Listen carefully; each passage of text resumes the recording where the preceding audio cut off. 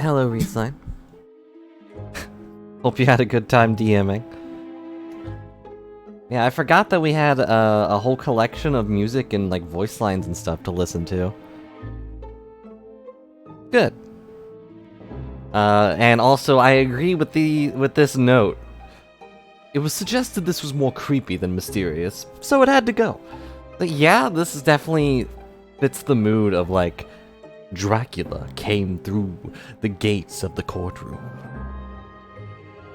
And with him came the accused, Sir Isaac Wilson, who was also dead.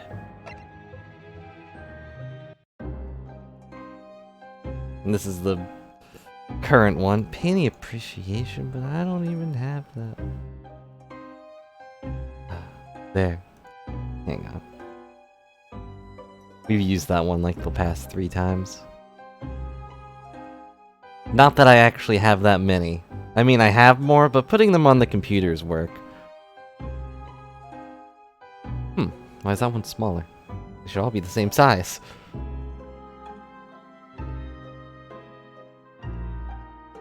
She'll have to wear that sweater soon. Well, soon being, you know, like in 4 months. But that's still sooner than it would be a year ago. That's how time works. Iris Wilson.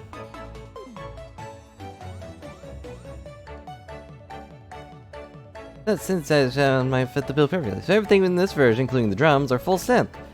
But it wasn't quite right. It's a little hoodie. Keeps her warm because she has very thin fur.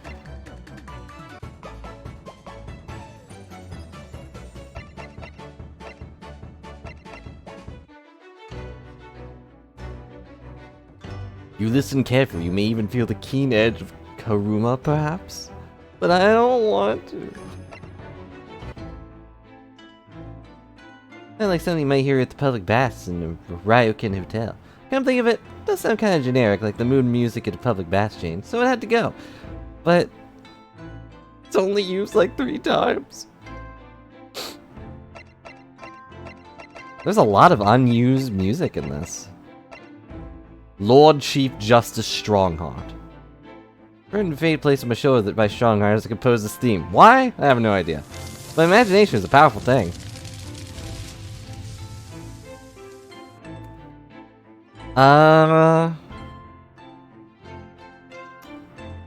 First off, hello Phoenix. Hope you're having a good day.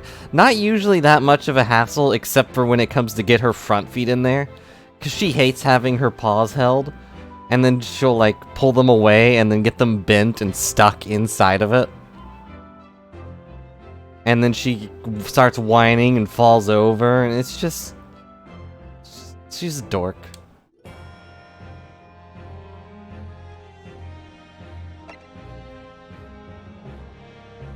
You called me acutely aware that intimidation as I was composing this theme felt like doing the altitude training. This is the current one.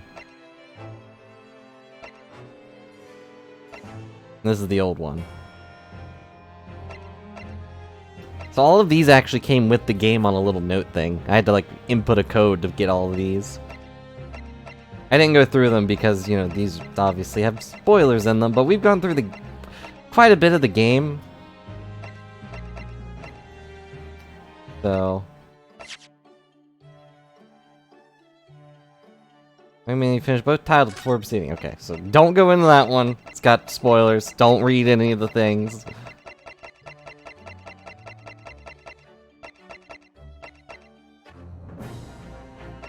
Yeah, we've heard that one.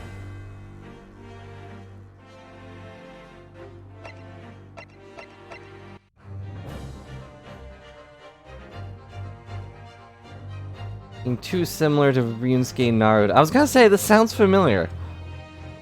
The energy somewhere between RuneScape's personal theme and the version of Overture to Adventures that was eventually used. Yeah, it kind of does sound like a combination of the two.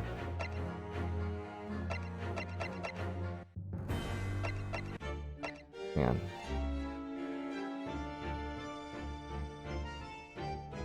is a bluesy but spritey inner city girl. I mean, there's a hint of class? No? I feel like it comes across sometimes. Maybe refined, even? The idea is in there somewhere, too. You wrote the character! Different variants for Gina's theme. The inner city overtones of this one were a little too strong, detracting from the vivaciousness I was after. So I kept some of the elements and reworked others. Yeah, this one does come across more as like a refined city kind of thing.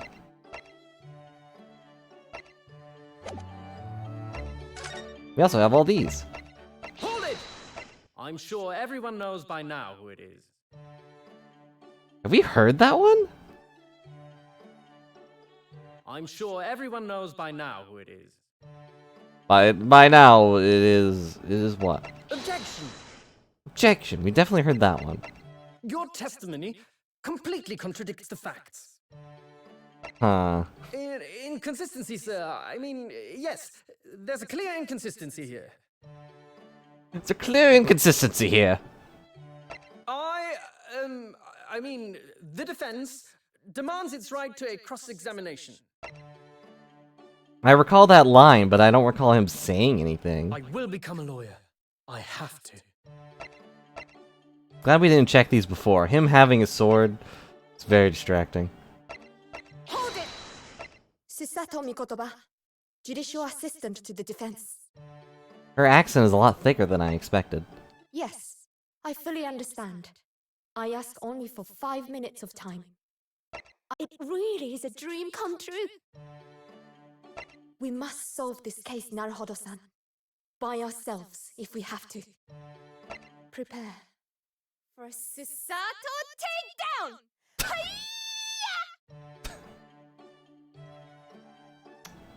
Might have to isolate that one and use that in one of the... use that in one of the follow things or something. One of the alerts. Prepare for a Susato takedown! That would have been a good effect if they flipped... At least flipped her picture or something. Ah, good. Objection! Objection. Now, let us engage in the art of deduction. Mr. Naruhodo.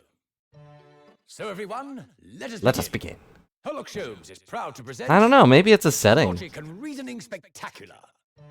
Maybe it's a setting I didn't enable, but I can't think so. It would seem the truth is now tantalizingly close. Yes, my mind is quite made up now. There can be no other explanation that accommodates all the facts. My mind is quite made up now. You're lame. I'm a great British consultant detective, the only one in the world. Sherlock Holmes. Can you really be great if you're the only one? I'm a great British consultant detective, the only one... And hello, OP. Hope you're Sherlock having a good day. Holmes. I presume you must have heard of me. You must have heard of me. Objection! I'm glad everyone has their own objection. Except Susato. She has just hold it. You can object if you want to. You can leave the facts behind. It's a great pleasure to meet you both. My name is Iris Wilson.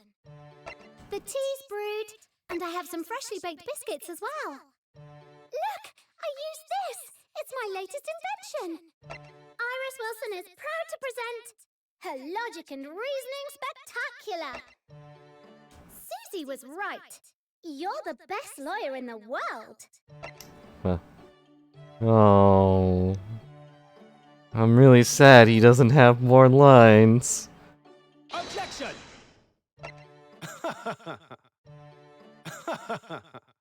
Oh. I have faith in you, Ryunosuke Naruhodo, as a lawyer and as a friend. Oh. I'm determined to bring about change in our legal system. A Japanese man's katana is his soul. This blade shows me where I need to go, and cuts down anything that's in my way. You know, for some reason I can see him voicing Zero. Leave this to me. All you need to do is put your faith in me, and I'll do the rest. Objection! The quintessential look. of a sacrificial lamb. Lord Strongheart has told me all about you. That you were a student who arrived in London but 2 days ago. A mere amateur. Yeah, like, I know that line, but he definitely didn't say it. I said it. Objection! My lord, with This has gone on. objection! My lord, with all due respect, that was this the is end an of it. outrage. The prosecution refuses to accept this decision. Well, the prosecution is done. Anyways, moving on. This has gone on long enough now. This flagrant ignorance of the mechanics of law. Herlock Sholmes, you say? Yes, I've heard the name. The protagonist in a series of short stories for the vulgar classes. A god of detection or some such. Can't wait to get to that line, I The guess. Nipponese are a truly fascinating breed. The Nipponese are a truly fascinating breed. I'm surprised we didn't have, the judge in here. Or even, you know, Mr. Payne. Mr. Ouchie. Oh yeah, also we can... Oh yeah, we can't use those until the second one. Short extra episodes. Oh man. There's a lot. It's a whole magazine. Hooray! Ugh. We're not doing those. Oh yeah, these are the achievements I have.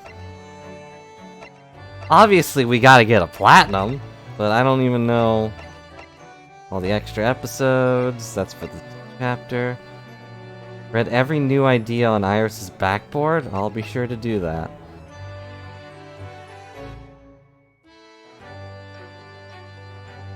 Yeah, we'll do... I don't know if those will, like, cover episode 2 stuff, so I'm not doing them for now.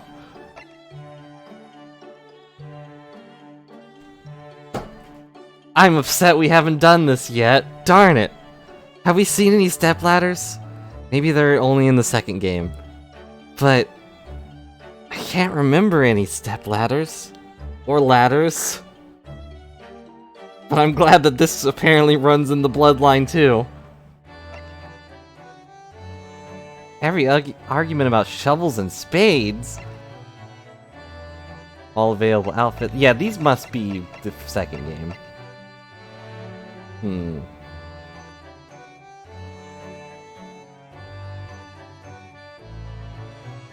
Examine the bed.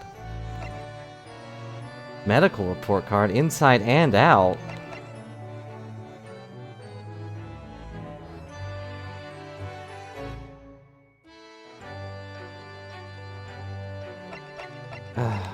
There's so many. This one's just a question mark. These are also just question marks.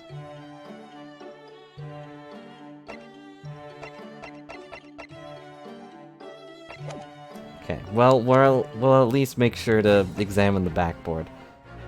Yes, the second one has outfits. Go back in here.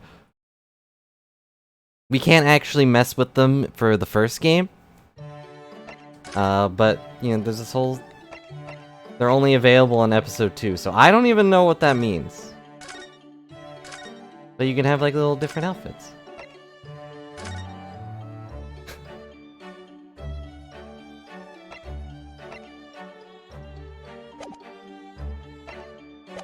So, when we get to the next one, we'll be able to see those.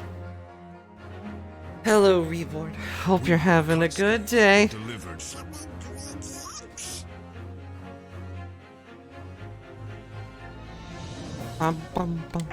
But welcome everybody to the start of the Guy Adventures, episode 5.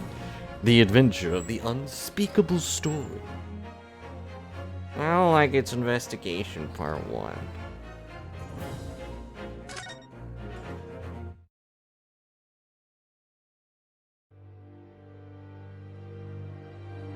A hound it was, but not such a hound as any mortal has ever seen. Its eyes glowed. It's coming! I didn't get to Jones's read the cry rest. pierced through the thick wall of fog around us. Wisps of vapor flowed over the pistol as I cocked it, and I waited, breathlessly, in the stillness. The silence lasted for what seemed an eternity, until, at last, It appeared. From the shadows of the cloud, an enormous beast sprang out upon us. It's the A nine-tailed hound it fox. was, but not such a hound as any mortal has ever seen. Its eyes glowed with a smoldering glare. Ah, The the whole part I of its couldn't read. ox-sized body was outlined in white-hot flames. Its rumbling pant and hideous howl, so terrified was I that I began to tremble with fear.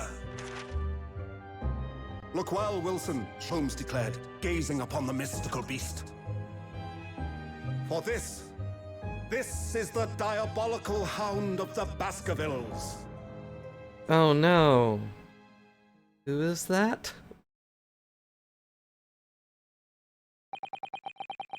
Yeah, my first 2 months in London passed by in a flash. Yeah, especially since the first 2 days were full of garbage. And that discerning courtroom experience we were first thrown into on the day we arrived in the country, and in Soseki's terrible ordeal that followed closely behind, we had emerged victorious. However, there then came an abrupt end to our opportunities to appear in court, which was hardly surprising, of course, since I was nothing more than an amateur, an unknown student of law in a faraway land that won 2 cases by a landslide, technically. So our life in our little office was very quiet. That is, until it was shattered one day by that fateful telegram. On the 15th of April, at 9:13 a.m. Naruhodo's legal consultancy. I don't know if we should go here for legal consultants. He doesn't really know the law, he just kind of fumbles about until the law works in his favor. Well, hey, this place is a lot more decorated than it was before. That morning, I was woken by the unreserved knocking at the door by the telegram boy. But after he'd gone, and didn't get a picture, Sato's behavior became very obviously strange. Not obviously very strange, but very obvious that it was strange. Sato? Yes! It's time to leave for court already. Let me see, what case is it today? I don't think I'm scheduled to defend anyone at the moment, am I? Oh, no, of course not. How silly of me. I think Iris said she would make us breakfast this morning. So shall we go down to Mr. Sholmes' suite? Yes. You know, Iris makes the most delicious breakfast food. 15 Pokemon-shaped pancakes. She does, doesn't she? What's a Pokemon? Once our bellies are full, we can leave for court in the fighting fit form. But... let me see, what case is it today? Here we go again.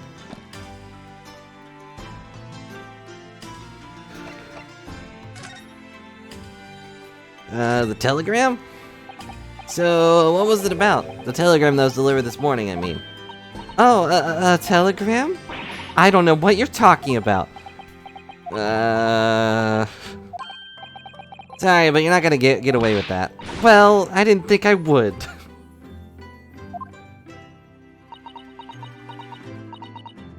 Actually, don't give it a moment's thought. It's nothing. Nothing interesting. Boring, in fact. It's like you might as well just turn the stream off now. It was just a boring old telegram telling us that our car insurances ran out, and we don't even have a car. I don't even know what a car is. Is that just an omnibus with less horses? But somehow more horsepower? It's 3 times now she tried and failed to convince me it was nothing. So now I'm sure it's something. I promise that I'll tell you about it as soon as the story lets me. Alright, I understand. Shouldn't I be reading the mail, though? No, this is the end of Game 1, I think.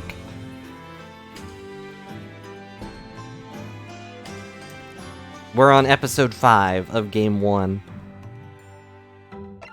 And it doesn't seem like it goes to episode 6 unless we beat this episode 5 and then another one shows up. It's like, oh, you beat all the episodes, here you go.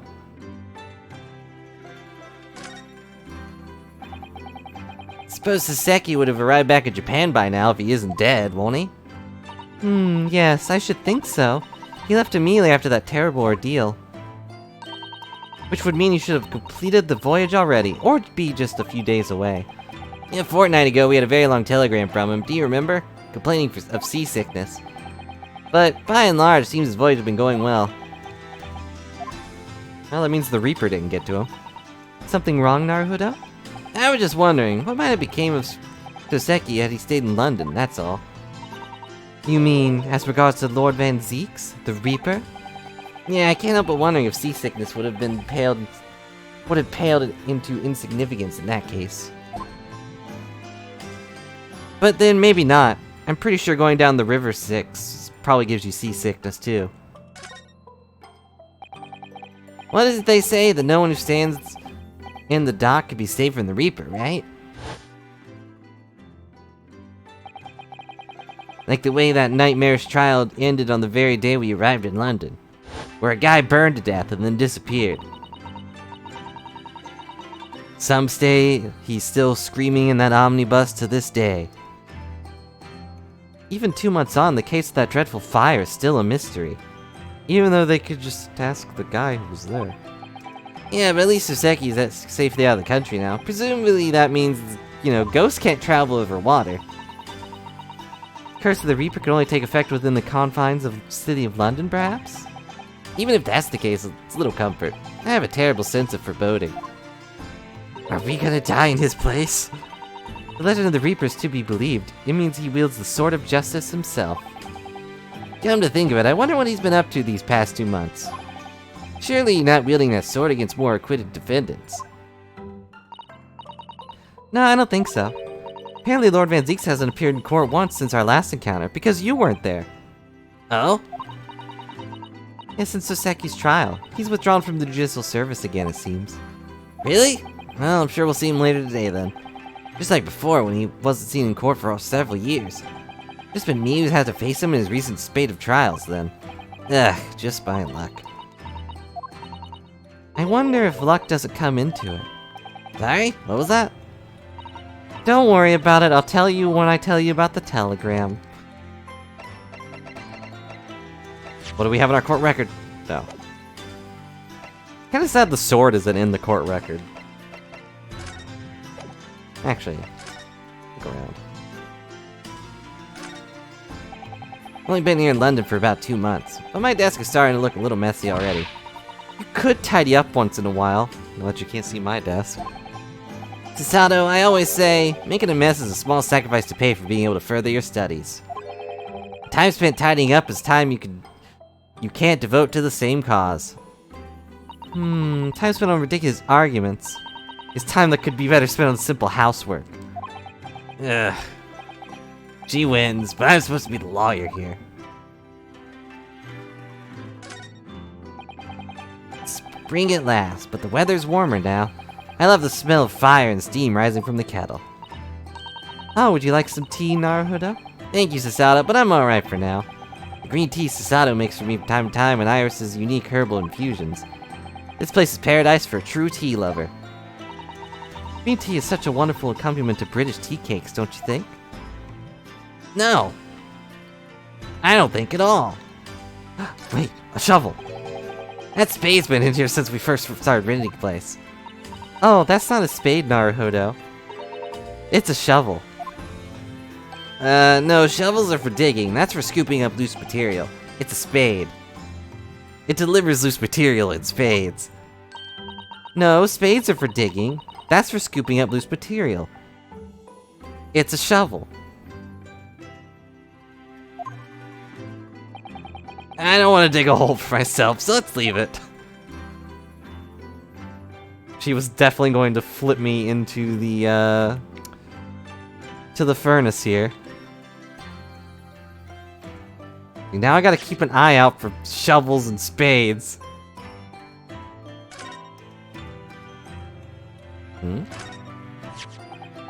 Ah, this must be the telegram. Let's see. No, you mustn't look at that.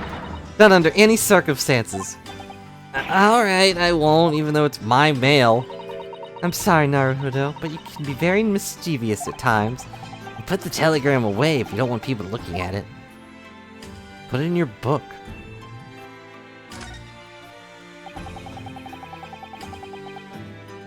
Yeah, lucky to find that old aquarium left behind here.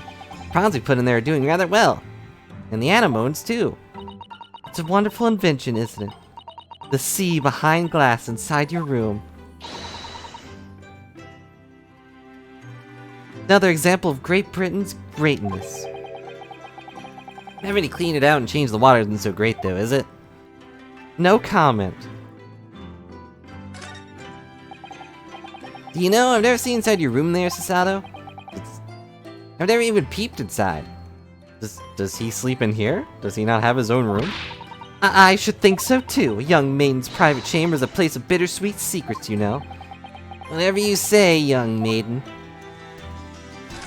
Where does Naruto sleep? Not that I figured they shared a room, but I figured they'd at least have two.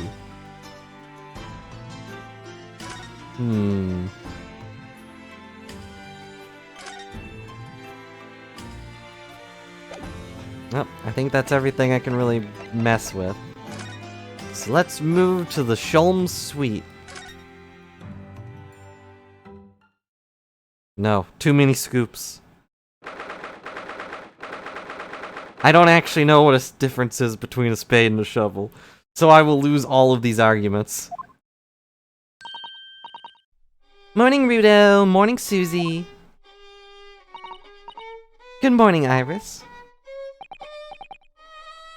Iris. What is it, Bruno? What is that terrible noise? Sounds like a cat being strangled.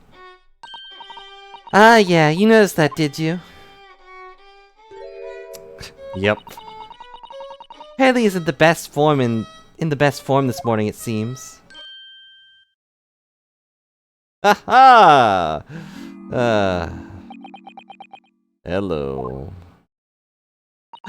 Hello, Mr. Sholmes. What's the little... There's like darts up above the bookcase.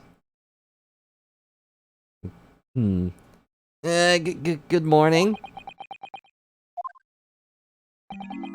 Good morning to die, perhaps.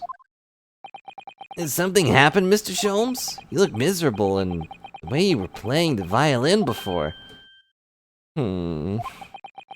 My electrical mind is dead. Music is dead. The world is dead.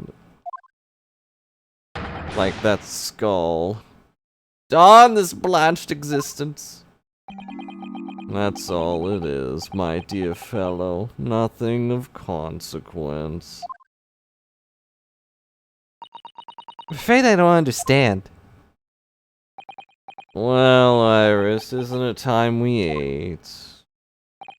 Some dry toast for my dry heart, and insipid coffee for me, if it's not too much trouble. Meow. An animated cat? Oh look, it's Wagahai. Who? Good morning, boy. Meow. Meow, I say. Must be some sort of teeny door for cats to use. But how'd it get in here? How'd it get there? Well then, everyone, time for breakfast. Oh, wonderful. Let me help you, Iris. It would indeed be a fine day to die. I knew something looked different. Something's missing from Mr. Sholmes' desk that I don't remember, because we played this like a week ago.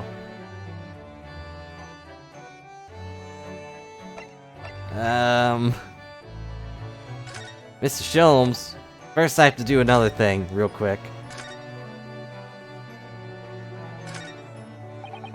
This is where Iris notes down ideas, isn't it? Let's see, what does it say today? Ah! The Boscombe Valley Mystery. Oh, how intriguing. Must be the title of Iris's latest work. Oh my, wonder what fantastic tale awaits us.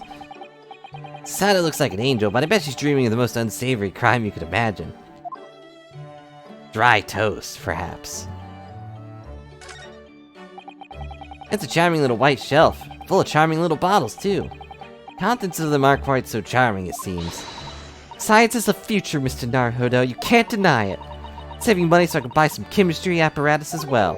And brew poison. Law, chemistry, takedown throws. What diverse skills you boast, Mrs. Sato. As useful as they are, I'm not sure that my throwing skills are worthy of inclusion in that list. Why not? It got its own voice line. Oh yeah, let me check the options real quick. Yeah, voices are on. So... maybe they only come... no, that wouldn't make any sense.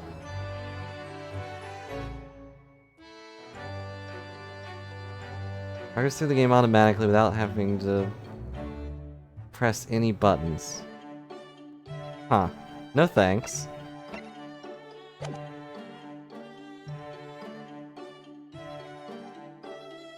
And that tiny horse. Come to think of it, I haven't seen Iris doing much writing recently. There's paper already set up in the typewriter. Look, as if she's about to start. That reminds me, when I mentioned that Iris is in the process of writing a full-fledged novel, Mr. Natsumi was most impressed. Ah yeah, Mr. Natsumi. That's what I'll be doing too once I'm back in Japan, he said, through tightly clenched fists and teeth and a clenched mind.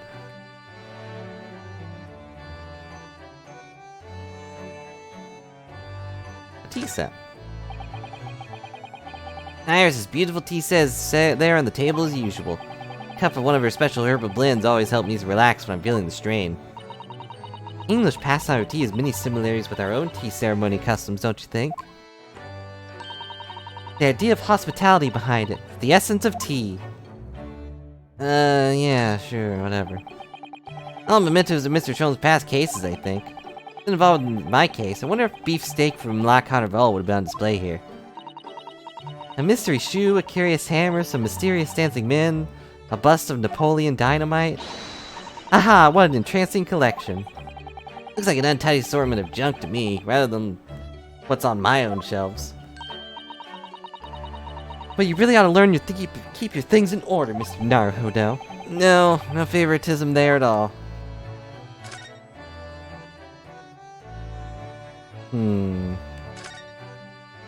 What is missing from the desk? Look at Mr. Shulm's desk, it's completely clear. Is that an enormous machine usually on it? Never hope to understand what goes on in the great detective's mind, Mr. Naruhodo.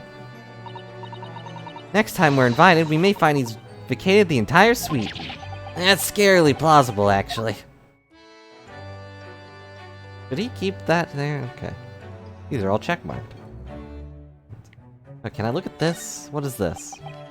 Ah yeah, the letters V and R inscribed on the wall. Bullet holes. Isn't the initials of Queen or something? Delightful to see in the flesh, having read about in the stories. It was so inspiring. If I had 100 arrows on my own wall at home to make the character for Sasato, you know. Super. But perhaps there are some things the great detective does that you don't need to copy. Also, why arrows? I mean, I doubt she has a gun, but the arrows would just get stuck. Hey, why do you want to die? Seem to be very unhappy this morning, Mr. Sholmes. What happened? Used to be the case that in my hands this violin sung like the dawn chorus. Mellicent tones make flowers bloom. It would? We don't have any flowers, though. But now the muses are unamused with me. The goddesses of music have thrown me over. And that's the gospel truth. Oh.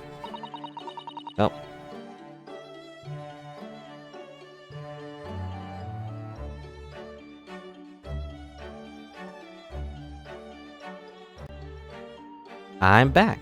The thing froze for a second.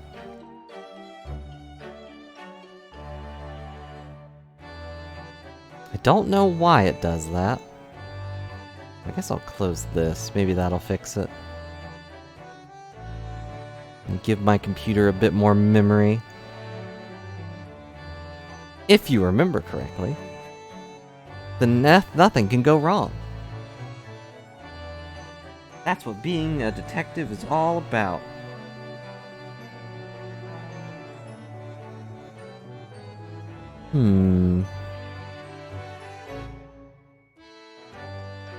Anyways, back to thing. Whatever do you mean, Mr. Sholmes? Also, wasn't that cat the same one that was in... what's his face? Natsume's place? Does that mean it's Sholmes' cat? Or did we adopt it? For hours I bowed, for days even. Through the night I've endeavored to no avail. That sound, my tone is lost. That brilliant, clear, unwavering tone gone forever! No more recitals of unbridled emotion, except for sadness. Well, you haven't been practicing much lately, have you, Hurley? Don't worry, I'm sure it'll come back to you in time.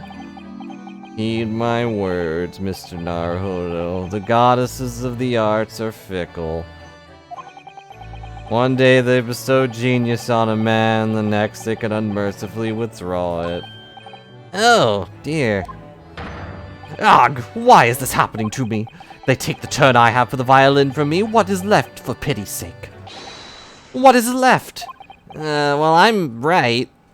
So, I guess you would be left. Deduction, perhaps? Isn't that what you're known for? Did I deduce that myself?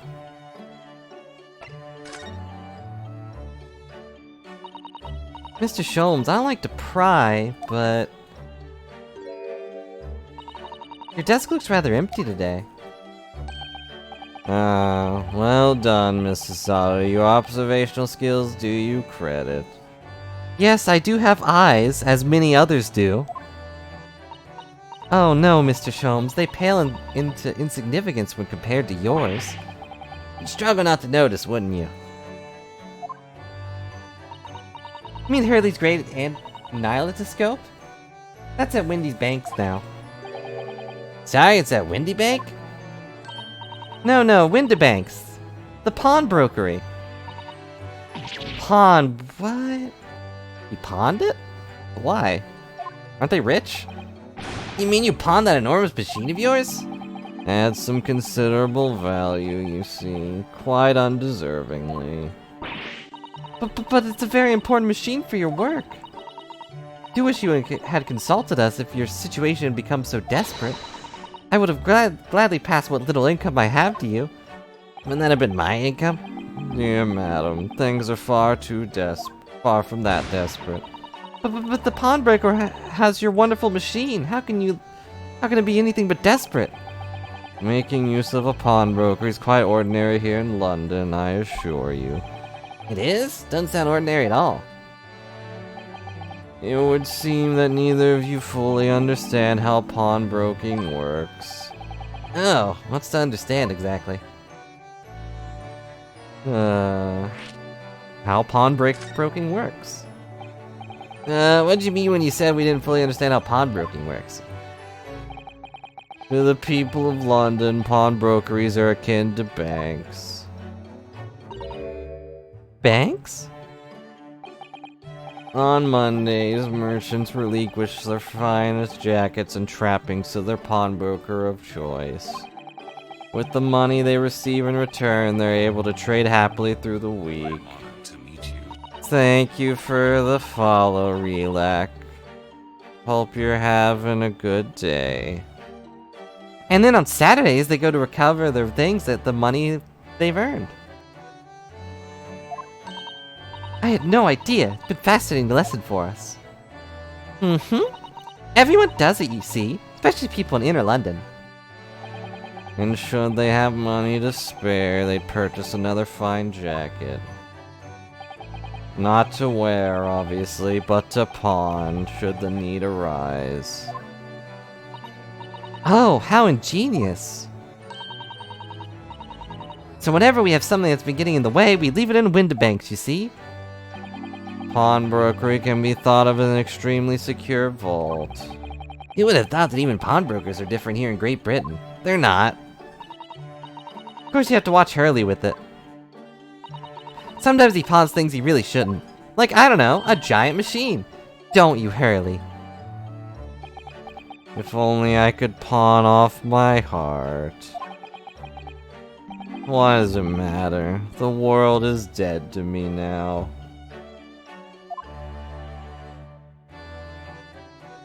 You could just keep the money, but then... what if that money is stolen? Who's gonna steal a jacket when they could instead steal your money? I don't know. Don't look at me.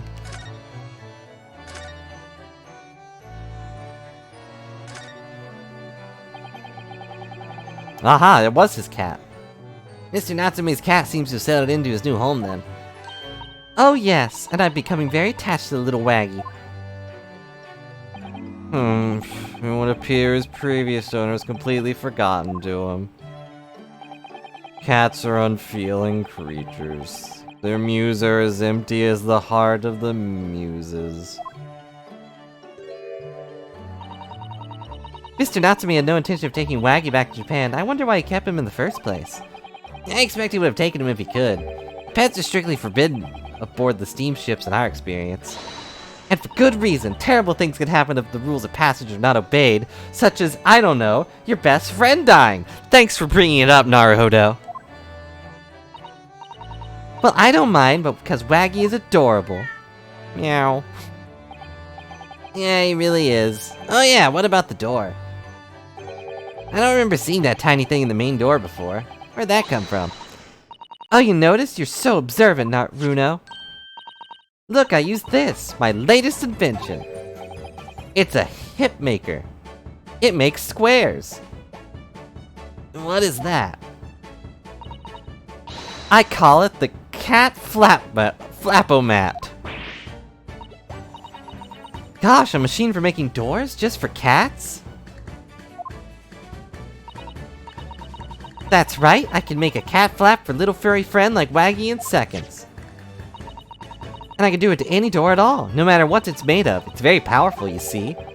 Wouldn't it be quicker just to make the cat flap rather than making the machine to make the cat flap?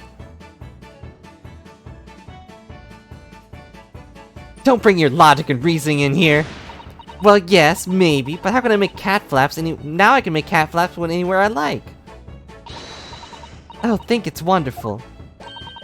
Must make one for us in the door-to-door office upstairs, Iris. Really knows how to come up with unconventional inventions, this girl. I mean, I'd use that. Just make a little door in, like, every door. If you have a small animal friend, they can just go wherever they want. Or more specifically, they can, you know, go wherever you want them to.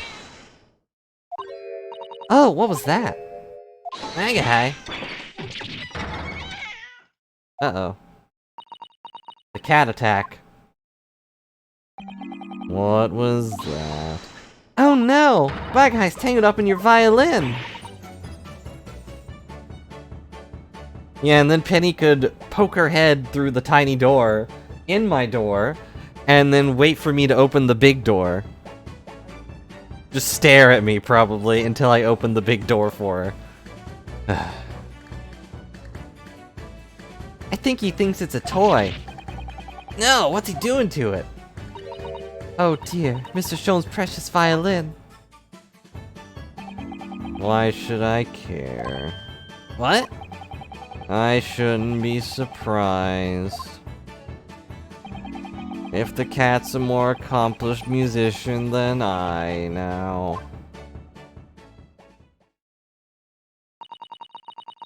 Mr. Sholmes really is in poor spirits, isn't he?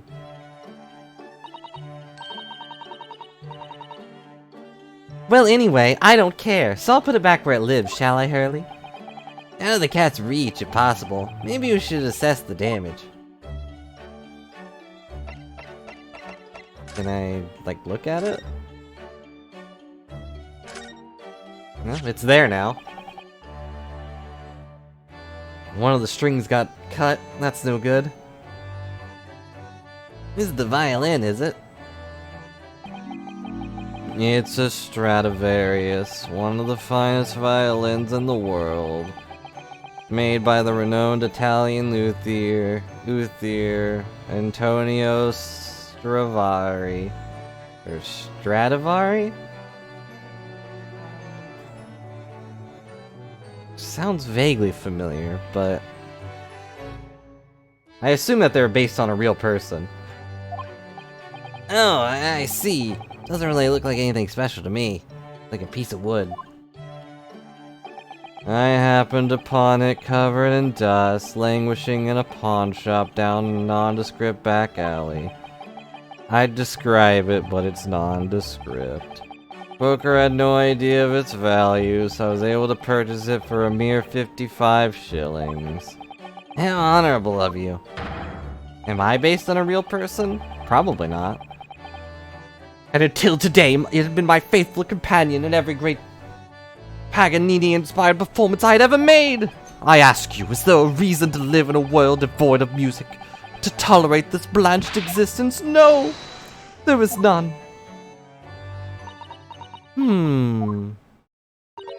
Mr. Sholmes. What, dear madam, what? My thoughts are preoccupied with the fanciest release of this dull routine. Yeah, it's about the violin. It looks very different to normal, don't you think? What do you mean, Mr. Sato? Oh, Susie's right. Yes, the tone of wood is completely different. And that's not all. They're sure there was no crack here before. Wait, it's not even the right size, is it? What's this? It is pretty big for a violin, so,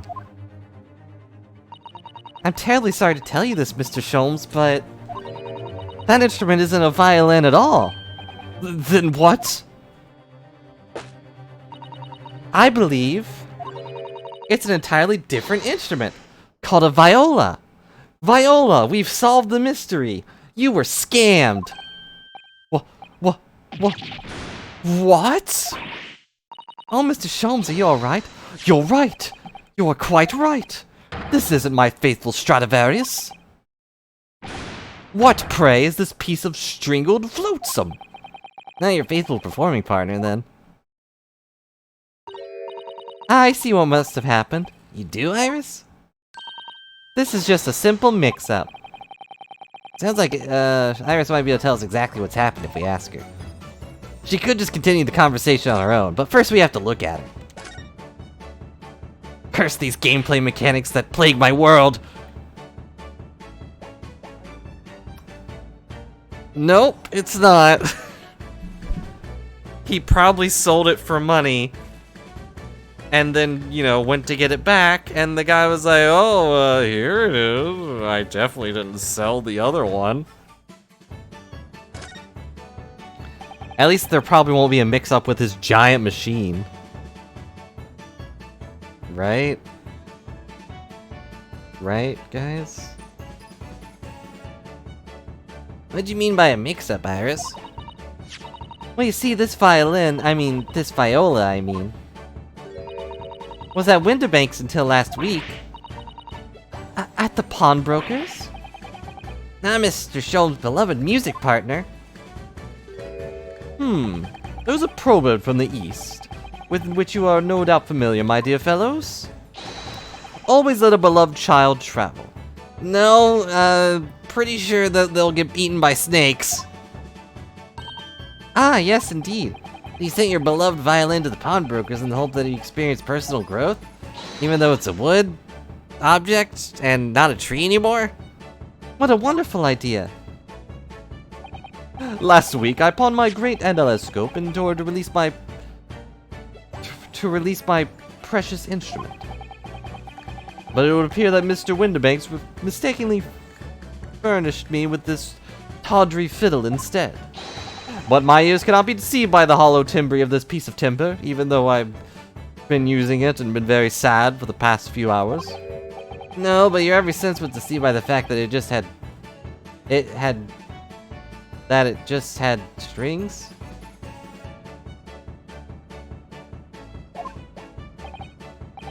Pshaw! A fine state of affairs this is, and why I always say, Mr. Naruhodo, never trust a pawnbroker. They'll fiddle you every time. But earlier you said that you told us that you could think of pawnbrokering as an extremely secure vault. Yeah, I don't call such a thing.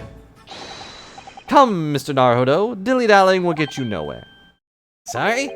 Crunching your toast with that vacant aspect. Pressing your coffee so obtusely. Are you not a little embarrassed by your own conduct, considering the urgency of which we are faced? Must visit Mr. Windibake's brokery at once. That's right, isn't it, Mr. Sholmes? Precisely, Miss Sasato, without a moment's delay. But I haven't finished my bacon and eggs. In fact, I didn't even know I had bacon or eggs. I only heard of toast. My dear fellow, surely you do not still intend to crunch your bacon with an increasingly vacant aspect? To fresh your eggs ever more obtusely?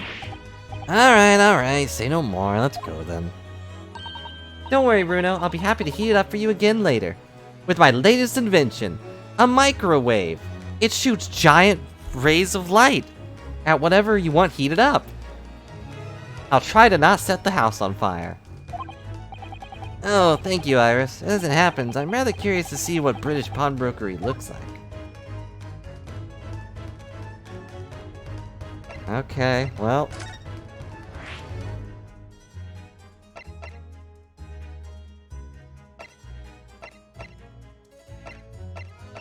Why did I get both of these unlocked? Let's go to Baker Street first, I guess.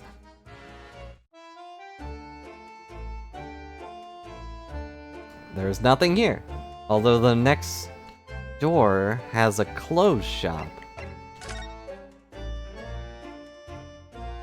that I can't look at, surprisingly. Look at all the different things in the window of this shop. Ah, that's Windibank's, the pawnbrokery. Looks much smarter than a pawnbroker's in Japan, doesn't it? Yes, you're correct. I find pawn shops at home rather inapproachable, personally. Reminds me of tearfully parting with my favorite fountain pen. Felt so miserable. What doesn't kill us makes us stronger, Mr. Naruhodo. And what makes us stronger eventually kills us, such as gravity, which killed your friend. Thanks for bringing that up. But I didn't, whatever.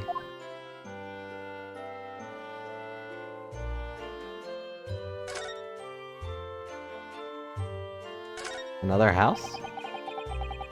Oh, wait. It's literally right out the door? And this is where we live. It's only been 2 months since we started taking lodgings here in Mr. Sholmes' office. Still can't quite believe it. Never expected things would turn out like this. Oh, I know, to actually be sharing accommodation with the world's greatest detective. If I ever find myself in a court of law now, I'll have not one regret. I don't know what you're talking about, but I'd be happy to defend you, of course. Oh, yeah, that's what I meant. Well, let's go inside, I guess. I didn't know it was on the same street.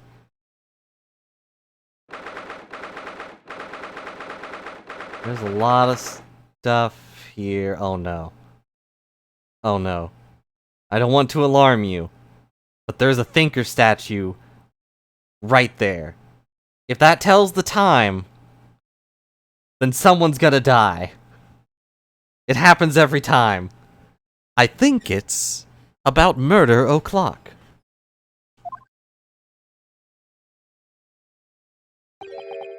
So this is the British pawnbrokery. Oh my, there are all sorts of tools and contraptions in here that I've never laid eyes on before. Ah, Sasato, that spark of wonder in your eyes. Can't wait to scour the shelves, can you? Get the impression you enjoy places like this? Oh yes, I don't know why, but seeing such a lot of things I don't understand is a real thrill for me. It also better not be a time-traveling statue. I swear, if Larry's here, I'm dropping this game immediately. My dear fellows, let us not forget why we're here. Oh, Mr. Sholmes, you changed to your normal outfit. We're calling on the matters of business, not pleasure. And clearly Mr. Sholmes means business too, judging by the spark of fury in his eyes. Ah, Mr. Sholmes, sir. Welcome back. Do you hear that brazen welcome? Well, yeah, we're potential customers after all. We are disgruntled customers, Mr. Naruhodo. It's time to inform Mr. Windibank of our iron. Come, the fight is afoot. Well, he doesn't quite look like a Larry. What are you doing, my dear fellows? We're not here to browse for interesting curios. We come to teach this broker a lesson. Oh, but there's just so many fascinating items. We'll have to talk to Mr. Windebake first before you can explore in here, Mrs. Sato. But there's a spade right there. Ah. Dang it. He won't even let me look at the spade.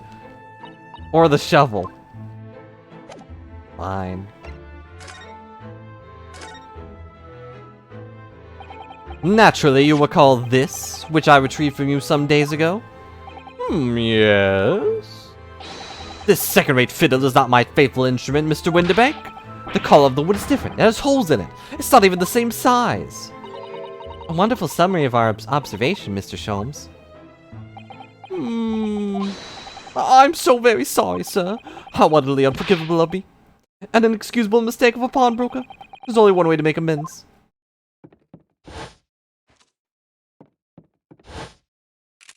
I shall have to take my own life. I thought he was just gonna run away, but this is way more extreme.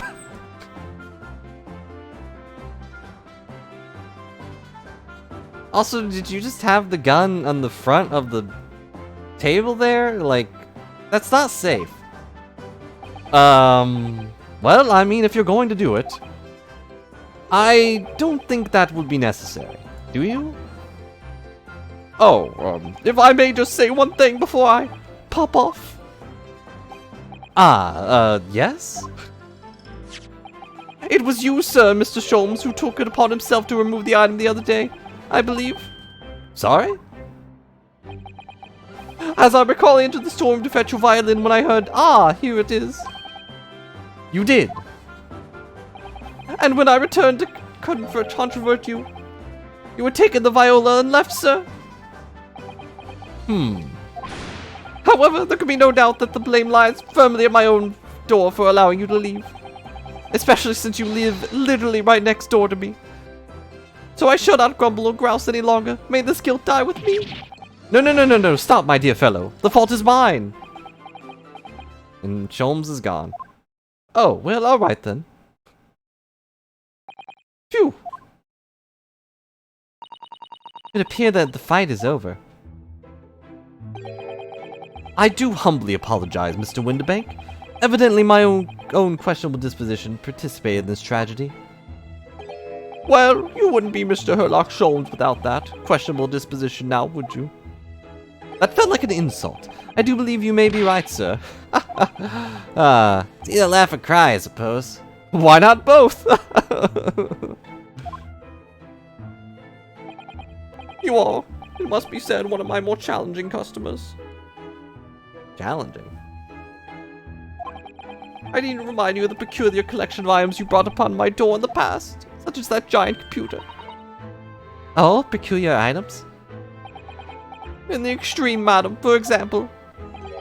The unpublished manuscript of an eponymous work, the novels of Herlock Sholmes or some such. Oh my, a new full-fledged novel? And unpublished? A story I've yet to read, you mean? Ugh, forgive me! Wait, before you die, you must tell me more. You're probably gonna die, but first give me the book. Sasato, please. Just flip him and take the gun.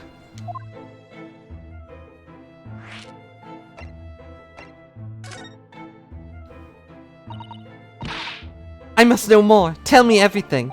Wow, Sasato's really fired up now. Is there really an unpublished story? Under this very roof? Well, one day the gentleman here brought in an old metal chest, you see. I should like to entrust this to your care for a while, Mr. Windebake. For a chest like that, 1 shilling, sir. No, not a farthing more. It houses something of great value indeed, the latest manuscript. Recounting the adventures of one Mr. Herlock Sholmes. I beg your pardon, a manuscript? You wish to deposit a manuscript? Indeed I do, for I'm confident it'll be quite safe here. And that was that. As such, Mr. Sholmes' latest tale of otherworldly mystery lies dormant in my storeroom. Mr. Sholmes, is that really true? No idea what he's talking about. I sense that someone doesn't want to talk about this. I continue to pay your fee, do I not? Then kindly continue to store my belongings securely. Don't let her read it. Of course, sir. Of course. They're safe and sound with me, I assure you. On my life. I have the feeling he means that literally. This is all very strange.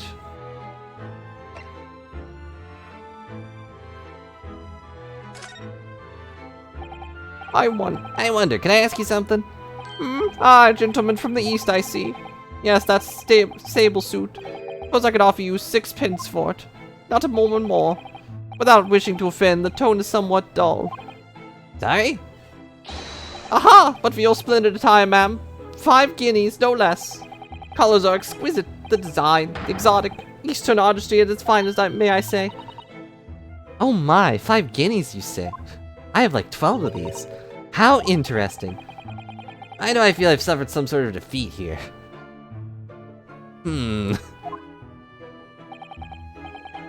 better not sell Kazuma's sword. Or it better not be stolen and then sold.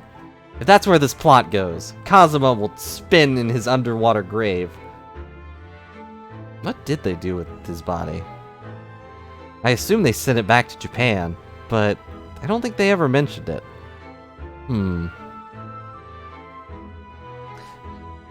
Actually, I was hoping to ask you about your business. I heard it said that pawnbrokers are used rather like banks here in London. Yes, sir, indeed. Many of our customers utilize establishments you describe. I appraise their items, offer them proportional loan, and 2 months of secure stowage. And in that time, they repay the original sum to me plus the agreed interest. Their items are happily returned. What happens if they don't pay you the money? Then I shoot them. The items are offered up for sale in my shop, as you can see on the shelves behind me. So you never sell items before 2 months has passed, then? That's right, ma'am, that's right. Which means some considerable responsibility rests on my shoulders.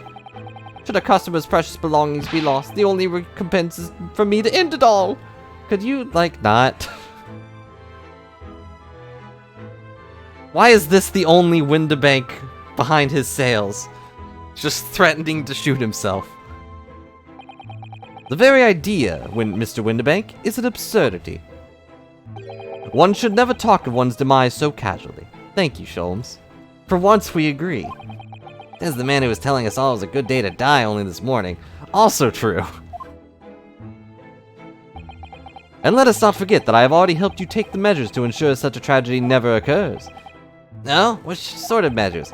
I engineered a simple device which Mr. Windibank has installed here in his shop. I call it the Red-Handed Recorder. Is that not so, Mr. Windibank?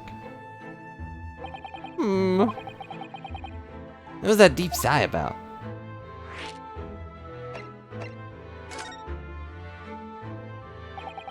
What on earth is a red-handed recorder? Use your eyes, my dear fellow. They're just 2 below the ceiling. A camera? I can see what appears to be a camera attached to some sort of timing device. Very astute. It's indeed a camera, furnished with some 100 pieces of celluloid film. And every 30 minutes precisely, the camera automatically records the appearance of the shop. Oh no. This is going to come up in court. I can already smell it. Here, I have an example I can show you.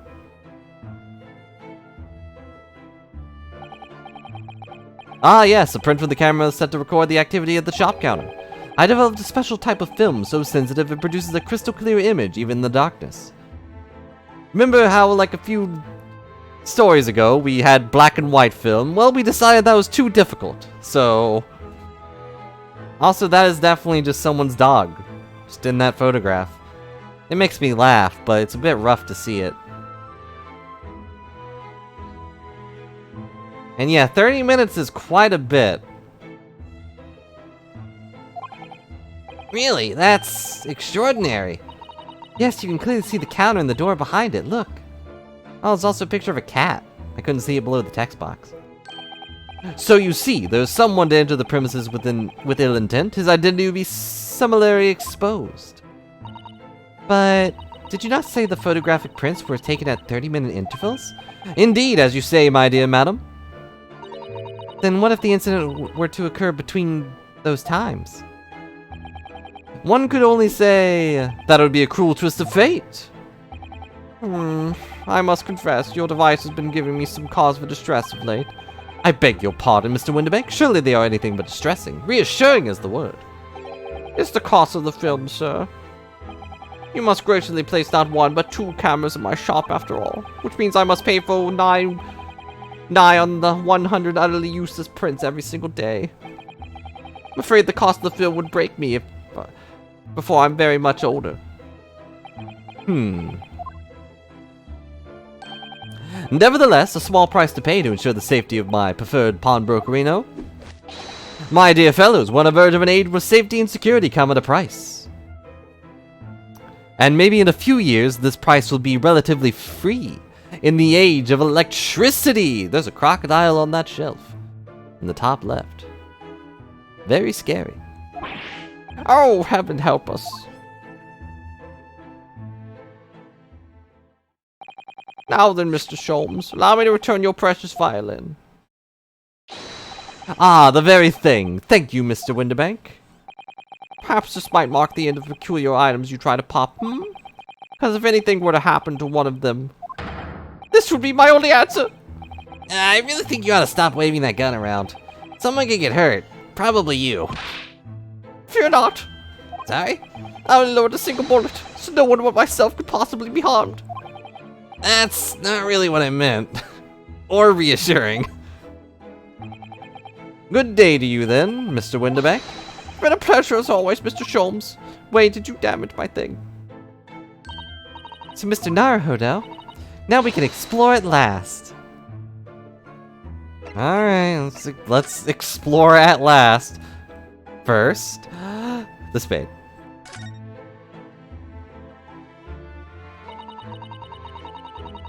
Look at that enormous ledger on the counter there.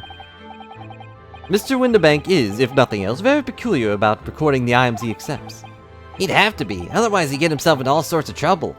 Probably gun-related trouble, knowing him. Might explain the thing that catches my eye far more than the ledger. A gun. This revolver here. Do not entertain even a single thought of pilfering an article herein, my dear fellow. I assure you Mr. Winterbank would not hesitate to draw that weapon in a speed bellying his portly size. Did you just insult me? Yeah, but he's only ever aimed it at himself. Oh, you don't mean he'd... blow his brains out? Indeed. In recompense for his blunder. That's... oh my. But in any case, just gonna ignore that entirely. Of course we would never do such a thing. How could you even suggest it? I'm kind of sad that the shovel's not a thing, but... Can I look at this photograph? Needs to be a little door hidden behind that curtain there. No, I'm looking at the photograph. I don't care about the door. That leads to the storage room, where Mr. Winterbank keeps articles that are currently in pawn. Notably, a chess set, which has several pawns to be pawned. Ah, I see. Nothing particular interest inside. I certainly wouldn't recommend any larcenous activity. Recommend it or not, it's not something I tend to do. There's but one key, and Mr. Winterbank keeps it on his pocket at all times. Before he sleeps, he places it into a small pot, which he slides under his pillow. How do you know that? How on earth do you know about that, Mr. Sholmes? I'm a detective, sir. It's my business to know what others do not. I frequently assailed by information that I neither care for nor wish to retain. And yet I couldn't even bother to remember Naruhodo's name for the first 2 or 3 times we met. Mr. Sholmes, you're a wonder. And the prime suspect of the pawnbroker he's ever burgled. Yep. Maybe happening sooner than later. The Thinker. Look at the Thinker. What an assortment of things that are here on the shelves here. Crockery, footwear, clocks, shaped like the Thinker, and watches, almost anything you can care to imagine. They've got pots and pans, and some as big as your head. Those are forfeited items offered to sale by the pawnbroker. What does that really mean, though? When you pawn, or quickly pop, an item, the broker loans you money against its worth. He stores the item for an agreed period of time, after which the loan must be repaid. If not, he is free to display it in his shop for sale, at a price of his choosing. Oh yeah, now you've explained it, I'm noticing a little price tags on everything, such as Pinocchio over there. Of course, by simply paying the agreed interest on the loan, one can extend the period of safekeeping. So you may pawn that black garb of yours without fear, my dear fellow. My treasured university uniform? Never! It embodies my student spirit. Much like this sword embodies my best friend's spirit. Thanks for bringing that up. Oh, I can't look at the horse? What about Pinocchio? Did Pinocchio have a sister? Like, obviously that's Pinocchio, but I don't recall a female one. What do you suppose this rather enormous machine does? It seems to have two little windows for looking through. Allow me to enlighten you, my dear fellows. What you're looking at is a stereoscope. A stereo... Fascinating. Stop trying to pronounce it. It is aptly named, I assure you. Look through the eyepieces and see for yourself. I should be delighted to. Excuse me a moment while I just have a look. Just before you do, there's something I should point out. My dear fellows, in order to see the image properly, stereotypically, as it were, you will need to be cross-eyed. However, if that is beyond you, it is of little consequence today. Alright then, I'm gonna try it. Do we get a picture of her being cross-eyed?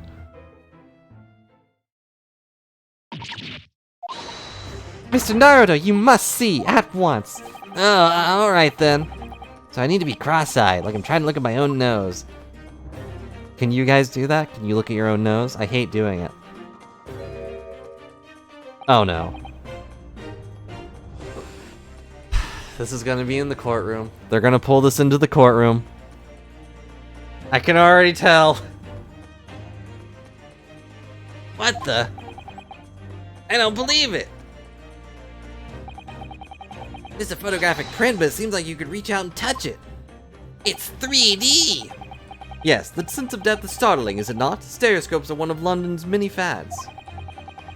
We're cross-eyed examining a photo. Your Honor, I demand a cross-eye examine that testimony. I'm sorry, what? They're often found in little stalls in the park. People queue for hours to see them. Why? Why are people meddling with such black magic? It is no magic, my dear madam. It is, well, science. Far too complicated to explain at present. We shall save this lesson for another day. You can just Google it if you want. What's a Google? Oh.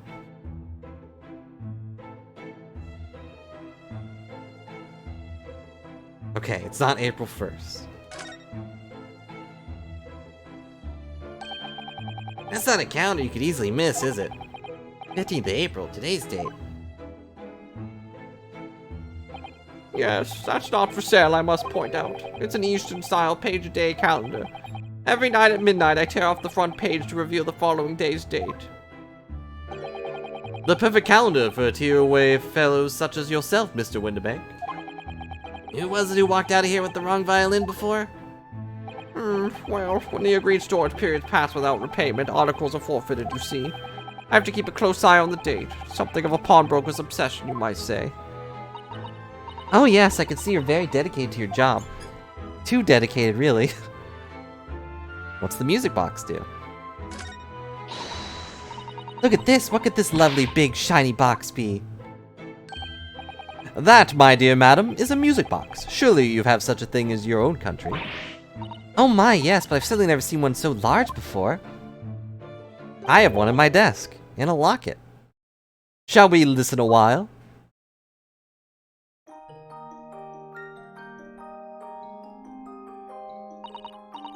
What a sublime sound. It's like the music of angels. Never heard anything like it before in my life. This particular specimen is of a larger variety, commonly found in public houses and restaurants. There's a metal disc inside which the notes to be played are recorded. Simply by replacing the disc with another, any music you care to imagine can be played. My goodness! What a simply delightful machine! Can you imagine having a disc play music? What are they going to think of next? Having small, rectangular, or square chips that you just put into a smaller or larger box to play music? That could fit in your pocket? Indeed, though their popularity has waned recently with the development of the gramophone, of course. Science and technology advance in such an overwhelming pace. Yeah. There's a lot of hats here, and then there's just a bucket. Several buckets, in fact.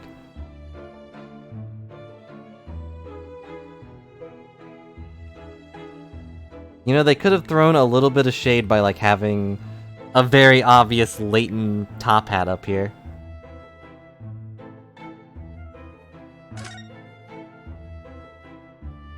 Those are all music discs, I assume. We can't look at the alligator. You guys can barely see that on the capture, from what I can tell.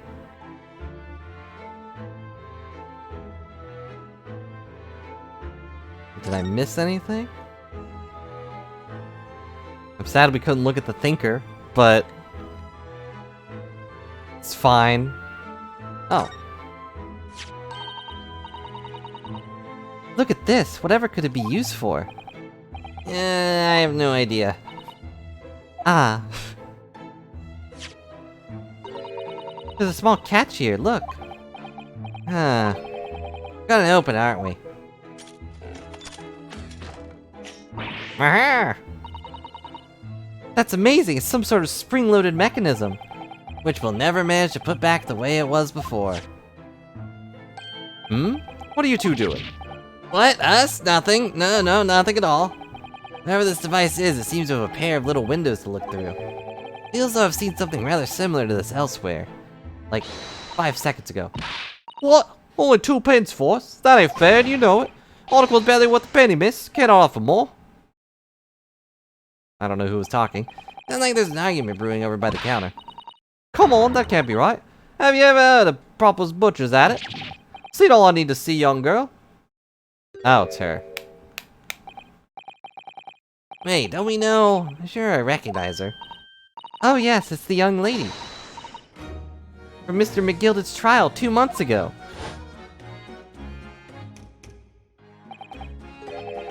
I don't remember how to do his voice. Her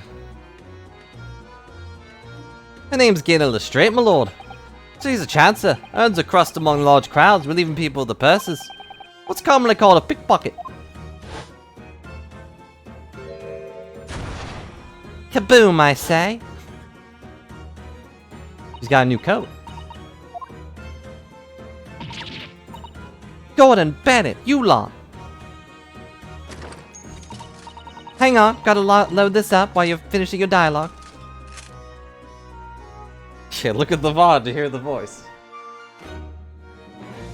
I'm not good at... I never, like, did any proper training for this kind of stuff, so I'm sorry if my voices are either bad or very... I'm gonna say irregular, but that's not the...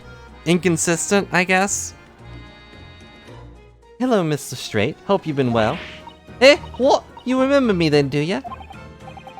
Well, I remember being completely surrounded by smoke, that's for sure. Also, you still have that? So, what are you doing in here? Down and out, like the rest of us. Nothing to eat. Come to pop that black weasel, sorry, coat, are ya? What is it about this black uniform that makes everyone comment on it? It's not even a coat. Ah, good day, unless I'm much mistaken.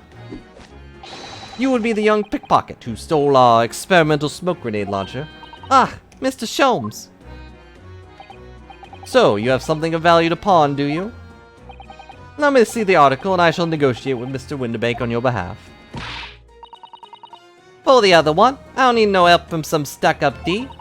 Get out of my business. Go on, I'll make trouble for you. As you wish, Miss Lestrade. Miss Lestrade. I will happily remove myself from your presence. As soon as you give me back my dang smoke grenade launcher. Really done it. He's gone. Did he give back the viola? Is it gonna cost him money that he, you know, kind of broke it? I'm sorry, but as I said, there's no room for negotiation here. What's that thing he has in his hand? Some kind of metal disc? You, go on. Leave me alone. Oh, Miss Lestrade. Just pretend we aren't here. We shall not be offended in the slightest. Anna can really stand her ground when she wants to. Whatever. I do what I want.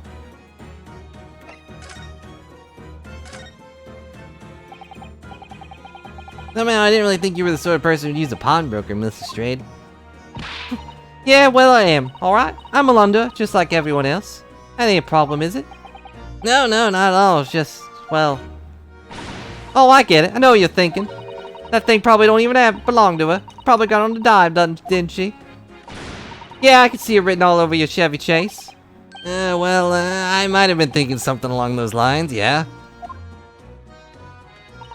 You're not going to deny it, Mr. Naruhodo. I don't deny the truth. Alright, then I was gonna come out and ask you straight. Did you pawn things that you steal from other people? Well, I don't know how best to answer that, really. Yeah, suppose. Sometimes. All the time. Most of the time. 90% of the time. You're not gonna deny it either, Miss Lestrade. Well, not this time, alright? I swear, that thing belongs to me. The disc that Mr. Winterbank is holding. Perhaps we should see what he has to say about all this. I guess we have to examine him. Looks like a music disc.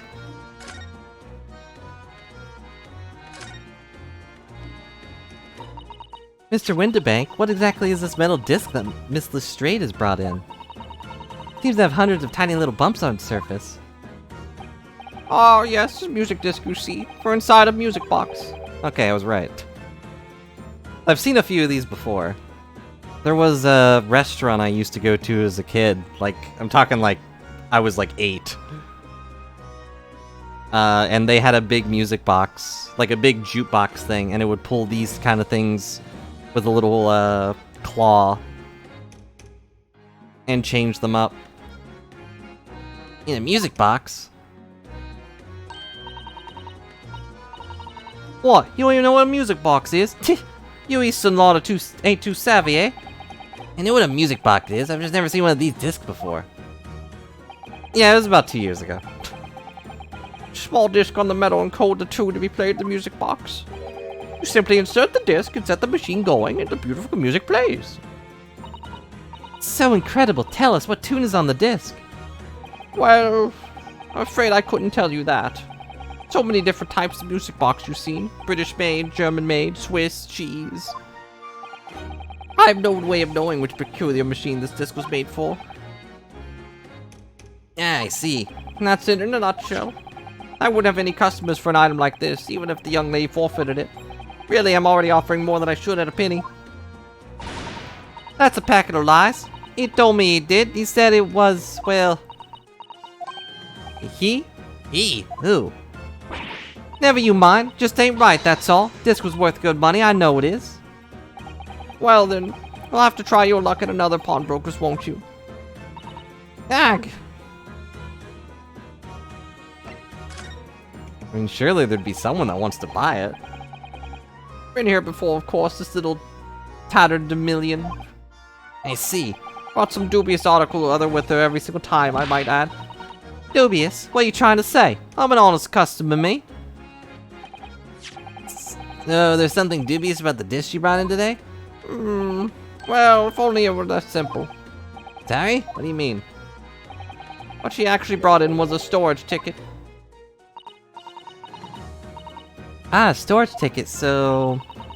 Miss Lestrade has actually come to redeem an article from you today, is that right? Yeah, that's right. A girl like me has a lot of stuff which needs storing. Alright, yeah, that's definitely dubious. Article in question would have been forfeited at midnight tonight, but she gave me the ticket for it and repaid both the loan and the interest. I was obliged to return the article to her. But what was the article?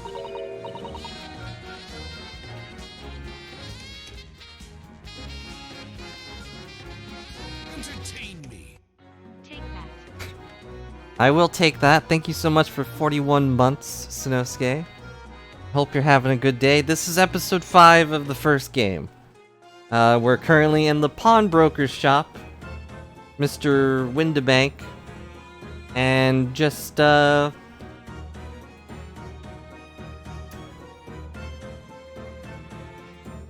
forgot her first name. Gina? People. Yeah, Gina Lestrade just popped in. Wait. She and Iris have become friends. Is that what that said? Have become friends since. Huh. I guess so. That explains why she still has the smoke grenade launcher. Very great responsibility to his clients. Except for the part where he tries to shoot himself. Oh, we also get to see their ages. 16, 34, 10, 48, 17. What was the article? Do tell us, Mr. Windibank. It's not really your business, though. The little scab's wearing it, ma'am. Oh, that's her coat. The overcoat she redeemed. Oh. What? What's wrong with that? It fits, don't it? I mean, it's mine, so of course it does. So, what about the disc then? How's it come to all this? Ah, yes, the disc is something else. A new article to pawn. The girl and I can agree on the price.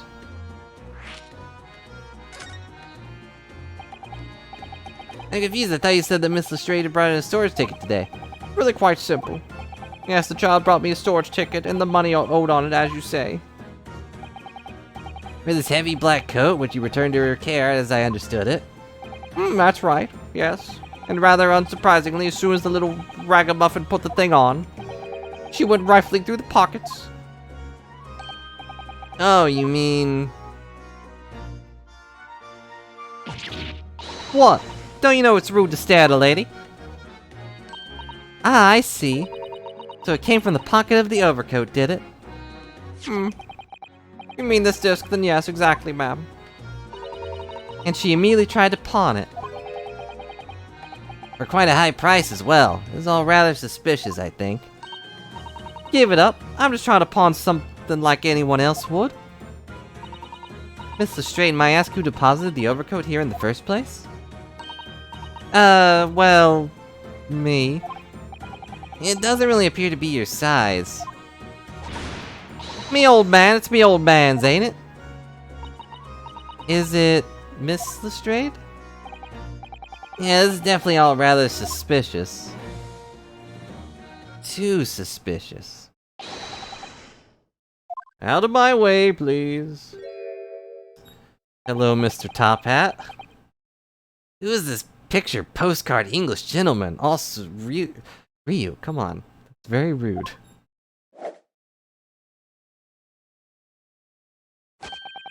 Good day to you, ladies and gentlemen. What's your problem, eh? No problem, as long as you remove yourself. It's a matter discussed with the proprietor. And if you intend to make a problem of it, I shall see you outside, little girl, for the hiding you deserve. Why would I hide from you? Look, ain't it obvious? I ain't done talking with him yet. You think you're such a gent, you should know how to wait in line. Well, you are an impudent little brat, aren't you? As well as a pickpocket. Eh? Who are you? How you know who I am? The question is, how do you not know who I am? You haven't the courtesy to remember the faces of your victims, it seems. What? You mean, from you? Broker? Yes, sir. I believe this filthy pickpocket thief has just redeemed an article from you, no? Yes, well, The article in question belongs to me. I demand for it to be returned at once. Oh my. Now that's a lie. What are you trying to pull? Give me back my overcoat, you wastrel? I've heard of rascal, but wastrel? And needless to say, any music box discs too. No, you can't have it. You just can't. It's me old man's, or it was. Now it's mine.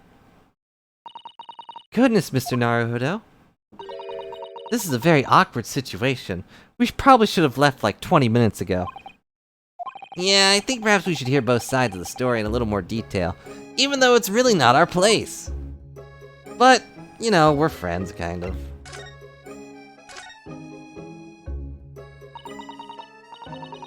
Miss Lestrade, what the gentleman's saying? What do you think? It's all lies, ain't it? Swear in my life I ain't never had laid eyes on that dandy before. Let's hear it now, you little ragamuffin. You stole it, didn't you?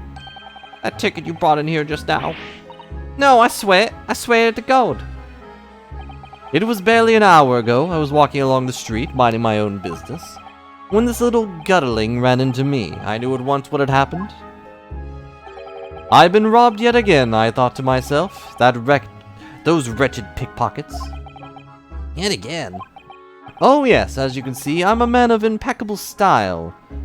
Well, impeccably bad style.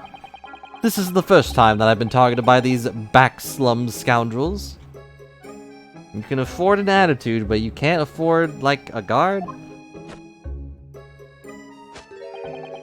Now then, relinquish my overcoat. Come along now, Mr. Straight. Give the good gentleman his coat back. If you're going to cause trouble, I shall have no choice but to call the police. Hold on. Why does everyone think it's me? Just look at this dandy cove. You think I'm the dodgy one? Got a point. Sorry, but no one's going to believe you. Yeah, I believe her. Well, what about evidence? Yeah. Where's your evidence I've stolen something, eh? Come on, let's see it. Oh, I have evidence, naturally. You what?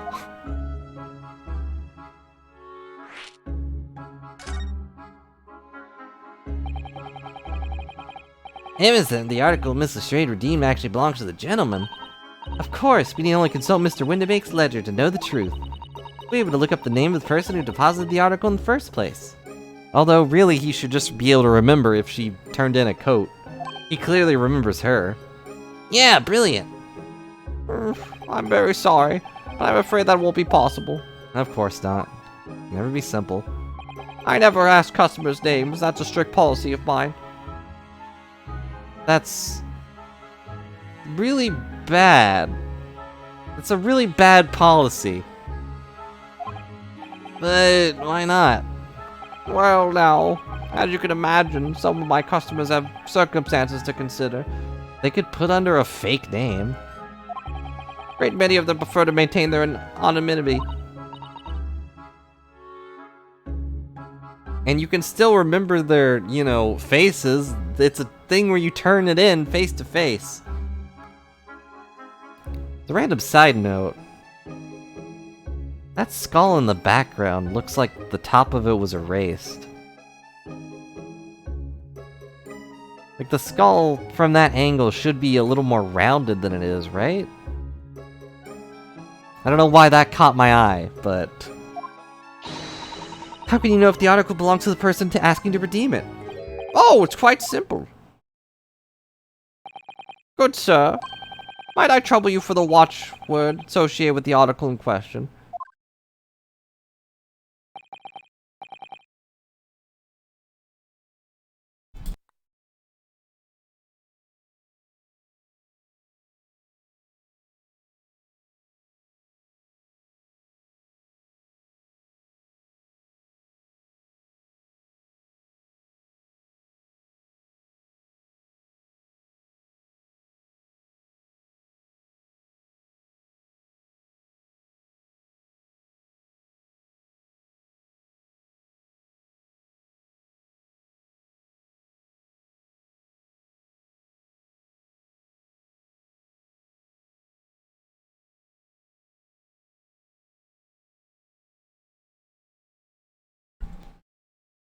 I'm back.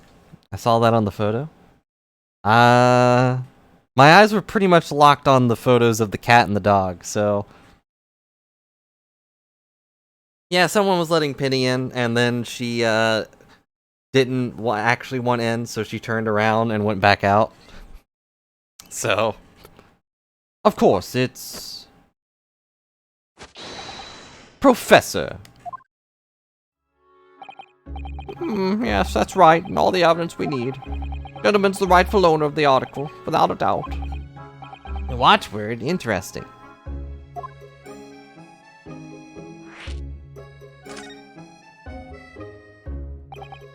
So about these watchwords, Mr. Windibank. As I just explained, I never ask customers' name when they deposit items with me. There are many reasons why. Certain customers would like to keep their activities secret. It wasn't exactly a subtle glance at Mr. Sholmes now, was it? I didn't even know he was still here. Great detectives have no dark secrets. None at all. Yes, well, anyway, that's why I always ask for a watchword whenever I accept a new article. And in many ways, it's like the secret combination of numbers used to unlock a vault.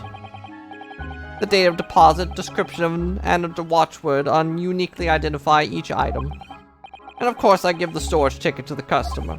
When someone comes to redeem something, I ask for the ticket and the watchword. And if someone tells you the correct watchword, you return the article? That's right, sir, yes, just as soon as the requisite fee is paid. And I have supplied you with the information you require already. But for the avoidance of doubt, the article in question is an overcoat deposited 2 months ago on the 15th of February. With the watchword of Professor. All perfectly correct information, sir. Again, though, can't you just remember who deposited a stinking coat? But how? Really, this is beyond a joke now. There's no further room for doubt.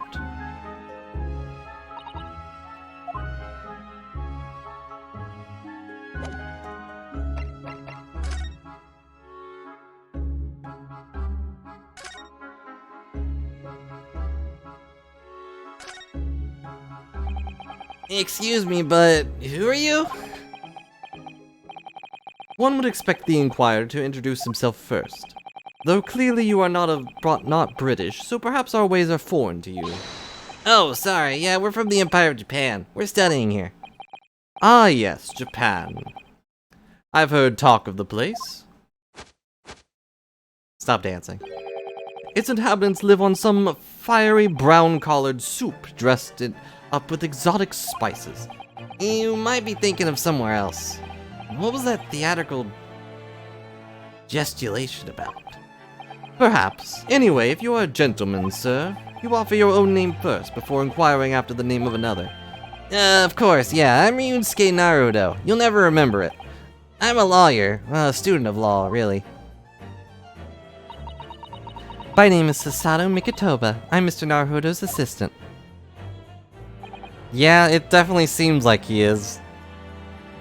With his random posing and dancing for no reason. I see. My name is Benedict. Edgar Benedict. Enchantee. I'm sure. So refined in how he holds himself and how he speaks, but that name is suspicious. Now, to the matter at hand. Why... My overcoat, return it at once, to someone with the style to carry it off. Ugh, every move he makes, every breath he takes, can't stand watching him.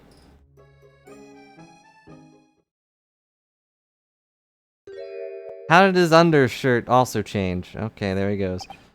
Oh, let that be an end to the matter. And thank you for your custom, Mr. Edgar Benedict, sir. But now your hat doesn't match. Also, are you wearing 2 coats? You're gonna burn. With such reasonable rates of interest, I may even decide to come back. This is why I hate grown-ups. Just cause I'm a diver, everyone thinks that makes me a liar. And the contents of the coat pockets, if you please, broker. Ah, but of course, sir. Here's the disc for you. Excellent. Just this one? Pardon, sir? I was expecting another. That is, I deposited another. Uh-oh. Another disc? Oh dear. I regret to inform you, sir, that what was deposited with me was merely the overcoat. This happened to be in one of the pockets, but I was completely unaware of it until now. Shouldn't you record that too, though? So, Guttling, you're hiding more of what's rightfully mine, are you? Says who, eh? I don't know nothing about it. Very well. Then I shall bid you farewell. Say goodbye to style. Wait a minute, that disc is mine. Uh-oh. What do you think you're doing, you little... You've drawn blood, you filthy animal! Oh my yes, there's blood on the disc. Because of all those sharp little bumps. Man must have scratched his finger on them. I found it first, alright. I mean, it belonged to me old man. So you're not having it. Or you take it. Me? If I hang on to it, they'll have me off again, so you keep hold of it. Miss Lestrade, why is this so important to her? Music box has been into the court record. Don't accept it, Ryu! You there, in the black livery. Why does everyone keep commenting on my... Hand the disc over to me at once, please. No, don't. He's lying. Grown-ups are all liars. Wait, I'm a grown-up. Kind of. How am I gonna resolve this? Rock, paper, scissors? Mr. Sholmes!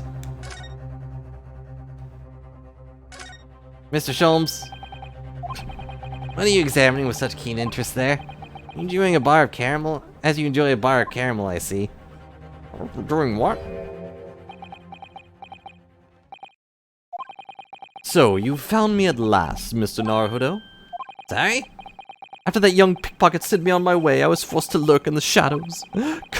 Cruelly ostracized as the rest of you partook in the jovial atmosphere of fellowship. I had nothing to occupy my mind, but I was too ashamed to let society see what my downfall had done to me. So feigning mock interest, I pretended to examine the tedious trinkets in the desolate place. Whilst, as you shrewdly observed, gnawing on the only friend I have left, the 7% solution of caramel. You have to pay for that, by the way. Pray, do you claim to understand the depths of my despair, Mr. Naruhodo? But how could you? I was so lonely, so desperately lonely. You know you live, like, right beside the shop. You could have just gone and talked to... Okay. Why on earth didn't you rejoin the conversation? Things have gone from bad to worse here, you know? Ah, yes, I have heard much of your conversation. Or rather, in my craving for human contact, my ears devoured every word that was uttered. You really were sad, weren't you? He's not okay today, is he?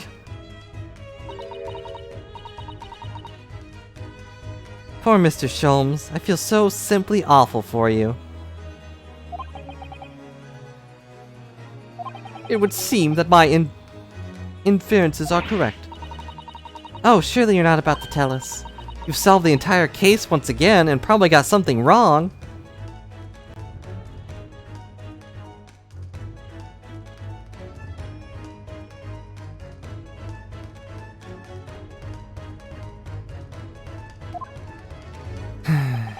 My dear madam, sometimes I wonder, were my genius for deduction to be commodized,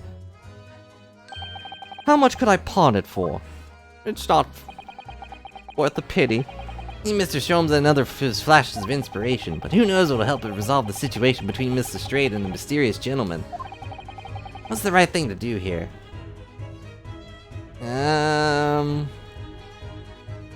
I mean, obviously the question would just be, let's listen to it. Whoever guesses what it is, or tells us what it is before we listen to it, would be the obvious solution. Whatever.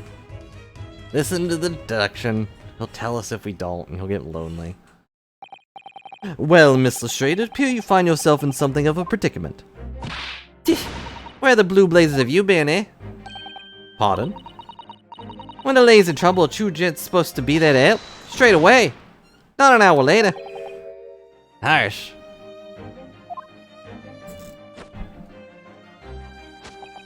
And who, pray tell, are you?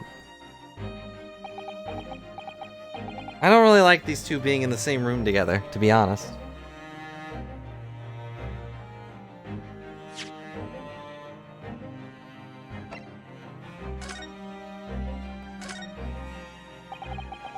Look at all the little bumps on the disc. They're so teeny. Yeah, the protrusions are called pins, and they pluck the teeth of the comb to make notes. And just on the edge, there's a small amount of blood. Yeah, the blood of the mysterious Edgar Benedict. When Miss Lestrade tried to grab the disc from him, the pin scratched his fingers, it seemed. Like when you're grating some daikon radish and accidentally catch your finger. Or some cheese. Ouch, just thinking about it hurts. Must be off eating some radish.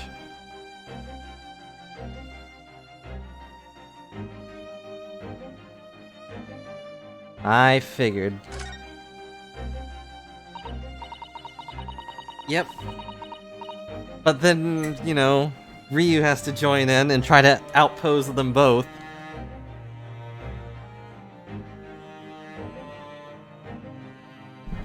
Oh, there's a little scrap of paper stuck on the reverse side of the disc. Look, and a scribbled word or two. Looks like somebody's name. For McGilded. McGilded? It couldn't be. But it is, Mr. Naruhodo. A name I shall never forget for as long as I live, because he died. But why? Why is his name on this? So this is most likely what he was bribed... what he used to bribe her with. To help out in his last case.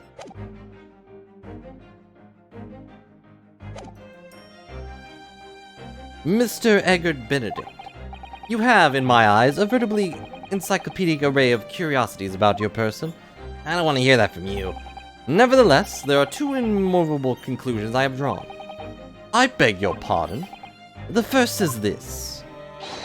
True reason for your visit to this pawnbrokery today is something you have not yet revealed. And the second is this.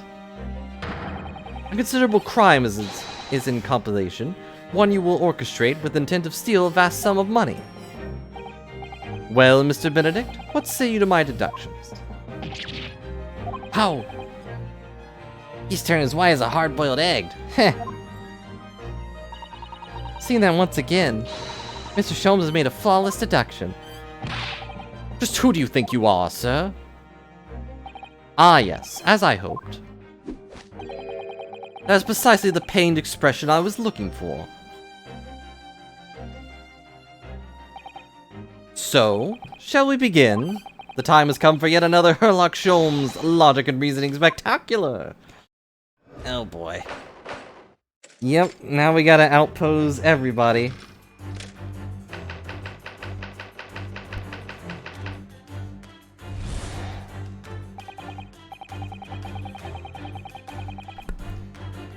First of all, we must ask ourselves what business you have ventured to this pawnbrokery today. You claim to have followed this pickpocket here, having the redemption ticket stolen from you on the street. But that is most certainly a lie. The real truth is something quite different. Where did that paper come from?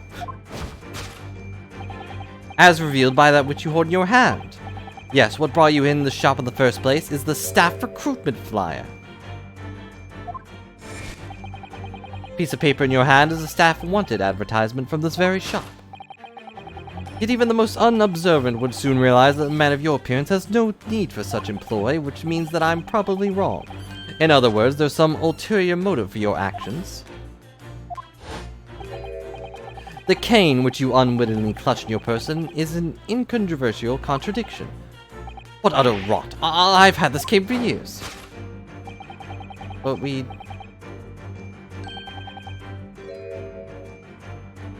the contradiction of which I speak is, of course, the missing ferrule.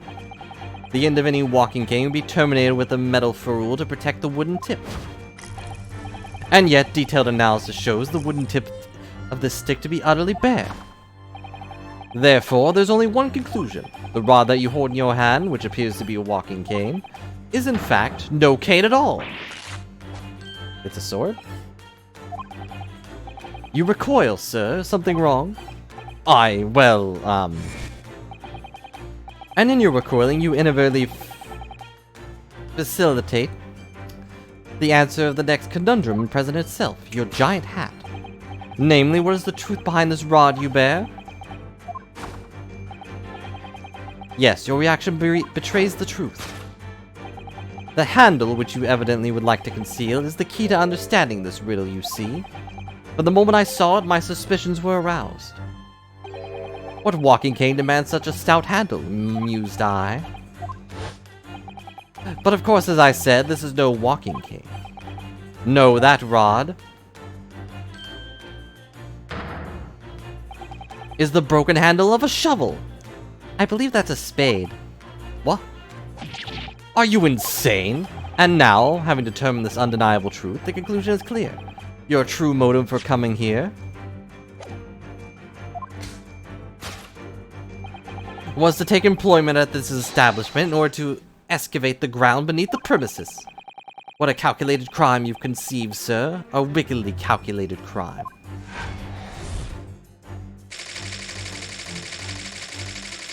The tunnel underneath the pawnbrokery.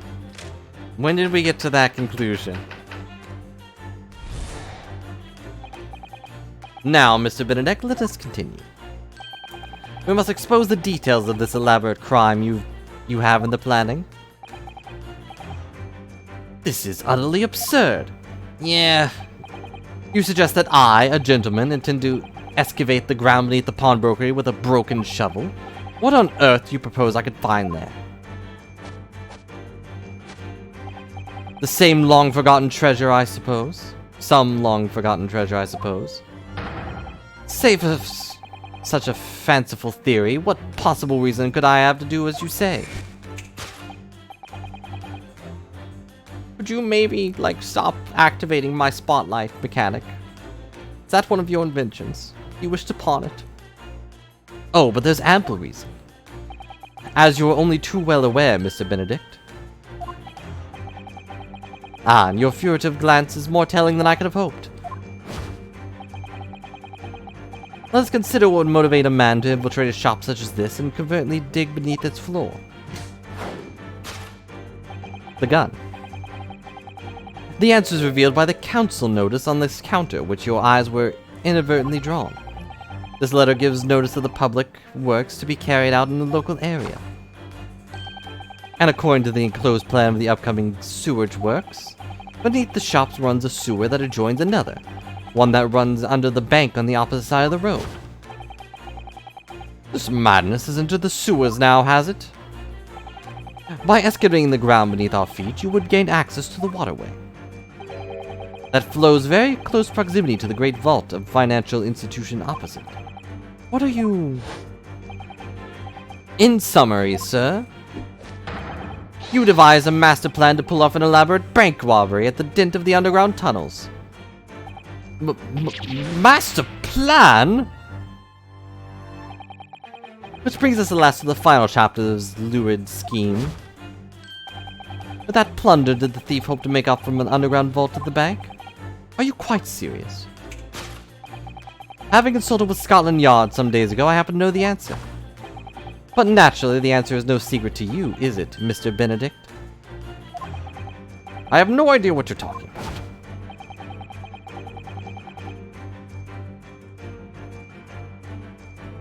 Allow me to present a rather interesting piece of evidence. You see, this picture postcard tells us what we need to know. Does it? Postcard of the Great Exhibition. I'm afraid you've quite lost me.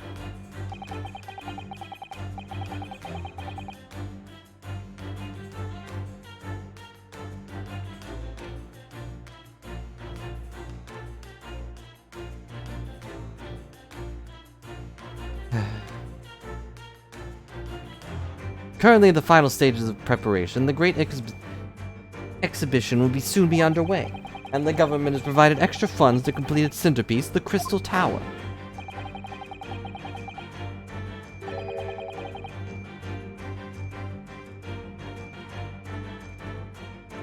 Funds that currently sit within the vault of the bank on the other side of the road. Pardon? Yes, the considerable crime you've been contemplating is the theft of that which sits in the vault of that bank.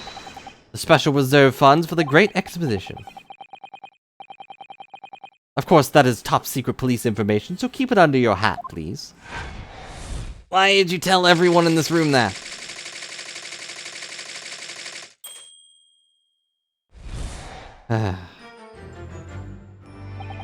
Thus concludes Herlock Sholmes' great deduction of this pawnbroking puzzle, which didn't include Gina at all.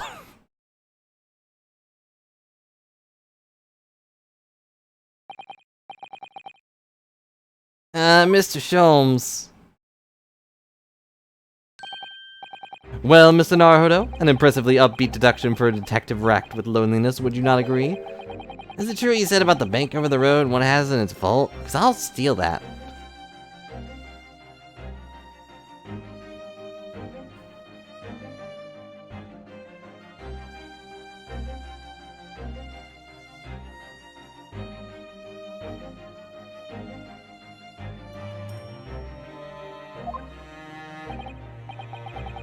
Indeed, though few know of its existence, it is one of the government's most closely guarded secrets. Gregson told me in the strictest confidence. But you just announced it to everyone here, rather loudly, in fact. Ah, it was such a big secret. How did Mr. Benedict have come to find out about it? There can only be one explanation for that. Clearly it's because the man's a criminal!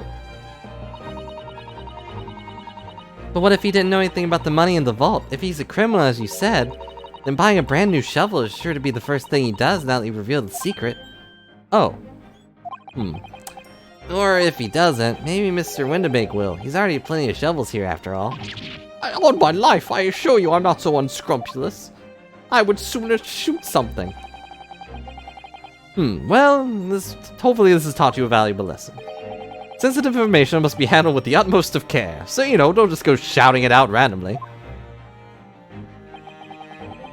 One can never be sure that someone privy to secrets won't disclose them, and once the word is out, it's out. Perhaps I'll think twice before confiding in you next time, Mr. Sholmes. An excellent idea, Mr. Naruhodo, an excellent idea. Well then, Mr. Naruhodo, you know what to do, I'm sure. Yeah, listen to that great deduction again, see if we can manage to make sense of it. Very well then, let's start once more from the beginning. Of Herlock Sholmes' magnificent logic and reasoning spectacular. Can we just call Iris to do this? Like, at least she got it right last time.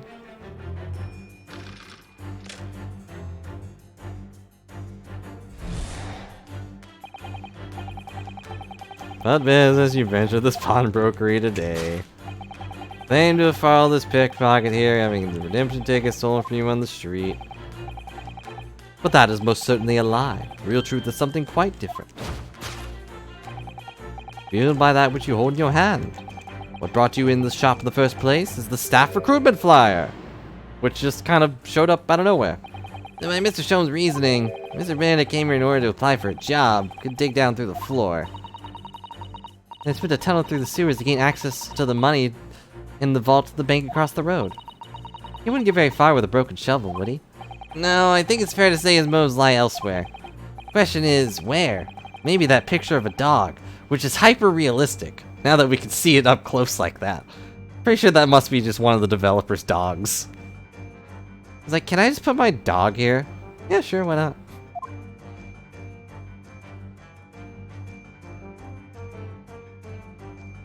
Scribbled writing. We can't. There we go. Super camera.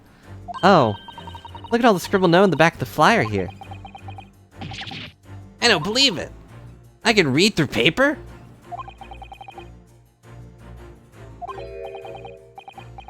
This is what it says. Name, Gina Lestrade, height 5'2", green cap, scruffy waistcoat, grubby white shirt, blue satchel, ragged. She doesn't have any other outfits, so she'll always be wearing this. Detailed description of Miss Lestrade. Goodness, even a sketch of her, hat and all. Although if he showed it to her, she'd fire that smoke grenade launcher in his face for sure. And look, the details of the shop are written down here too. Windibake's Pawnbrokery, Baker Street, redemption deadline 15th of April, which is today's date. I and Mr. Benedict have all the information scrawled on the back of a piece of paper.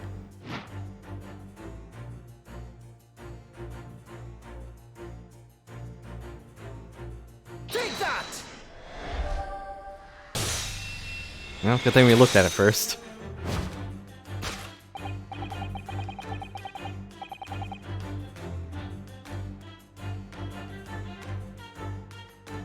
What brought me to the shop in the first place is the info about Miss Lestrade.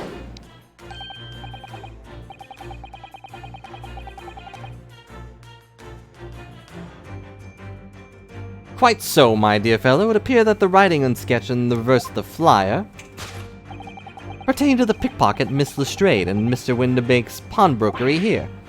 Ah. You originally told us... Oh. Am I here now? I wasn't in the last one at all, so I wasn't sure I was still in the store. That you'd merely given chase to after Miss Lestrade after she stole the redemption ticket from you. But that, sir, is a thinly veiled lie. How are you people doing that with your hands? It's the information on the back of the flyer that led you here today, by which I mean... Here to Windibake's Pawnbrokery, and today the redemption deadline for that overcoat. Which, again, you really shouldn't be wearing over your other overcoat. I know it's called an overcoat, but you don't put a coat over an overcoat. You'll burn. So you wait outside for the young girl matching the description you have written down to arrive. And you've gone to some lengths to hide the reasoning for your pursuit of Miss Lestrade. In other words, there's some ulterior motive.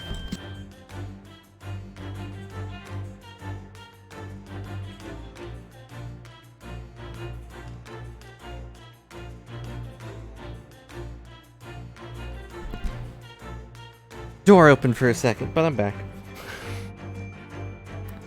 I'm quite popular today. The cane, which you unwittingly clutch in your person, exhibits an incontrovertible contradiction. What utter rot!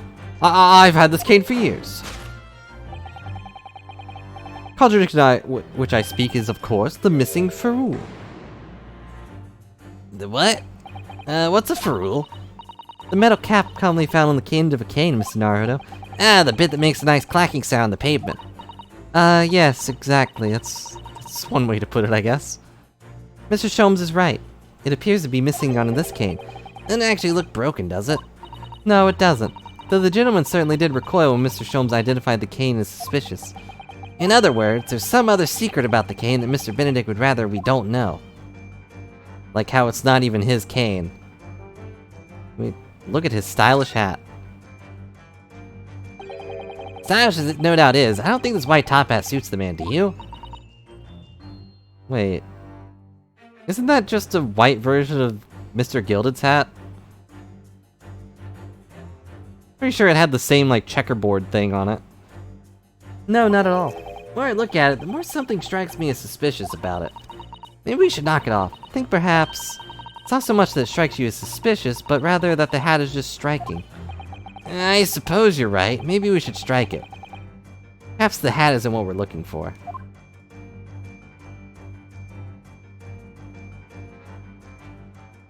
I hate that the camera just doesn't... I'm pressing all of the directions, and it's not going the ones I want them to.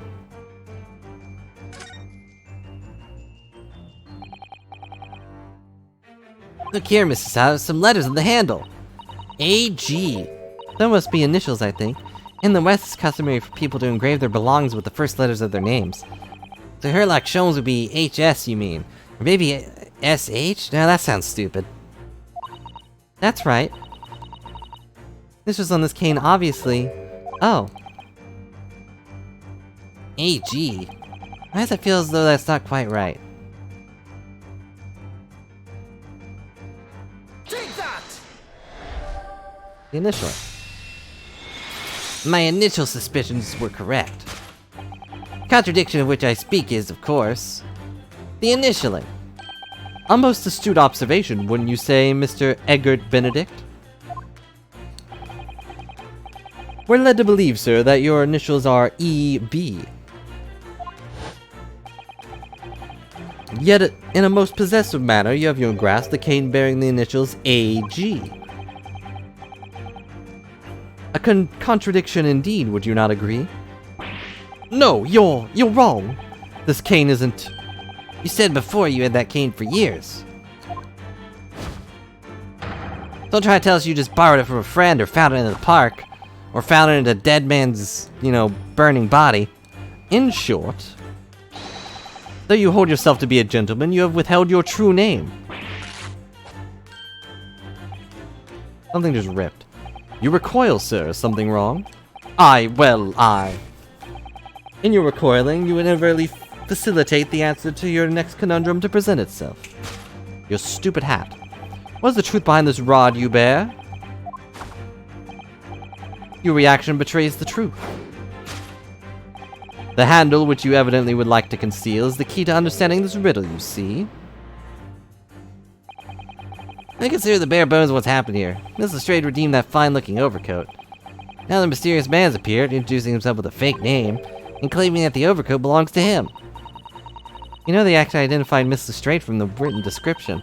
Just that everything else he's told us is untrue. What we need to do here is somehow prove that the overcoat could not possibly belong to him.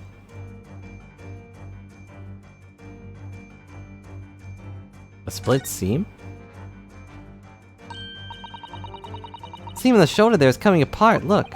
So it's too big for him? A moment ago when Mr. Benedict was surprised by something that was said, I thought he heard him make a rather strange noise. Sounded a bit like a tiny growl. Or a rip and tear. Now I think it was probably the sound of the seam ripping open. Look closely, it does seem to be a very tight fit. Sleeves are stretched to bursting, and you wouldn't have a hope of fastening it at the front. If you were to run around it, I'm sure the whole thing would fall apart. That I'd like to see. Sorry? Oh, we're just gonna ignore that? Wait, what were you talking about? How can we make Mr. Dick run around? Really giving this some thought. Don't break things. Take that!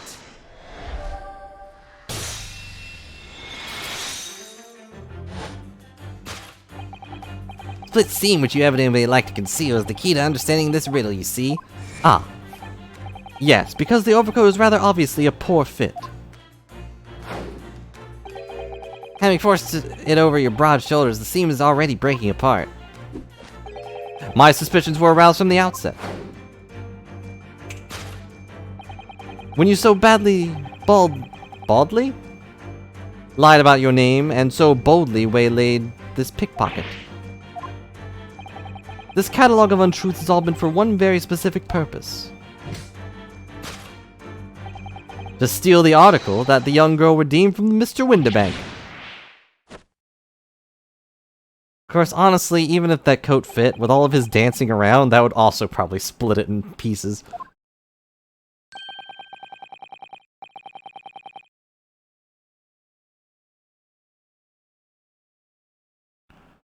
Considerable crime I initially imagined had been considerably curtailed.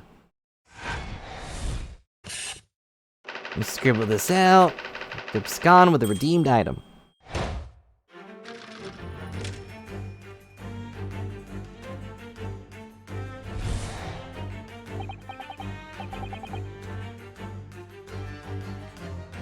Now, Mr. Benedict, let us continue. We must expose the details of the elaborate crime you have in the planning. This is utterly absurd. Why do we have to listen to this twice? You suggest that I, a gentleman, designed a wheeze to filch some tawdry article of pawnage? Could you have, like, enough random words thrown in there? Just speak like a person, dude. How dare you address me with dude? Forgotten that I redeemed the article in proper manner using the watchword? Had I not been the one to deposit it in the first place? How could I possibly have known the relevant details? Nice pass? Oh, but the watchword can be discovered. As you were the only too well aware, Mr. Benedict. Ah, and your furtive glance is more telling than I could have hoped. What? Let us consider how one might learn a secret from the watchword relating to the property of another. The method is revealed by the council notice on the counter which your eyes are inadvertently drawn, which is not true at all. Direction of the deduction must have changed rather dramatically just now, I think. Yeah, no more talk of tunneling on the sewers. Which is a pity, because it all sounded rather exciting. Maybe I'll do that later. I could use some money. Anyway, can't deny this mysterious gentleman did know the watchword. Yes, Professor Layton. I mean, if you didn't know that word, Mr. Windibank would have never allowed you to redeem the article. Or, looking at it another way, if you did know that word, Mr. Windibank would allow you to redeem the article whether it was yours or not. Which is stupid. Seems like a really bad policy. Question is, could this gentleman have found the watchword out somehow? Can we look at this cat? Can we look at this photograph? Can't.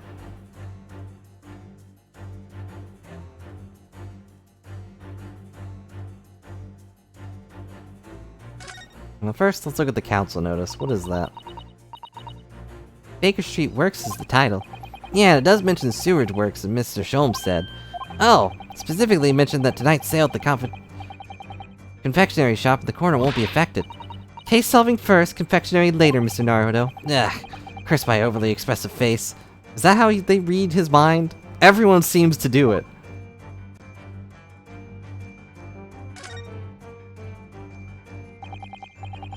Look at this, Mr. Sato. Seems to be a memo that Mr. Windibank has scribbled to himself. Let's see, what does it say? Oh, Professor.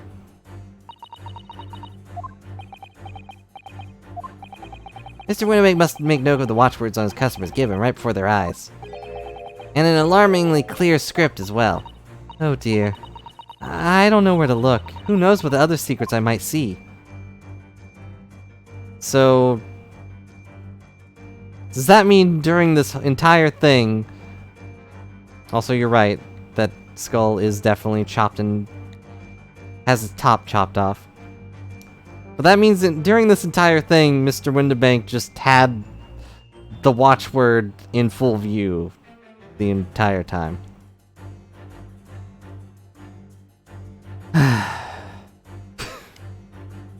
Take that!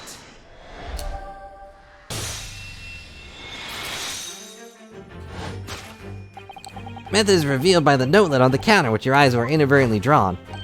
Yes, the broker here follows the same procedure whenever a customer comes to redeem an article. He asks the customer for the watchword and notes it down the response ordered to the notelet he has at hand. Shouldn't he write that in his book, like beside the article? Like beside whatever is being donated? Or whatever? I don't understand. There's a lot of small jumps in logic in this game with some people. Stupid hiding evidence in the first case comes to mind. Then he consults his ledger and confirms whether or not the watchword matches the article in question. I expect nothing less of a diligent pawnbroker, but his diligence clearly has its disadvantages because he's stupid. What are you talking about? Increasingly apparent that you were present in this shop before your accusation of Miss Lestrade. Yep, just like in tradition, but it's still, like... I don't know. A lot of things are just, like, coincidences that come together.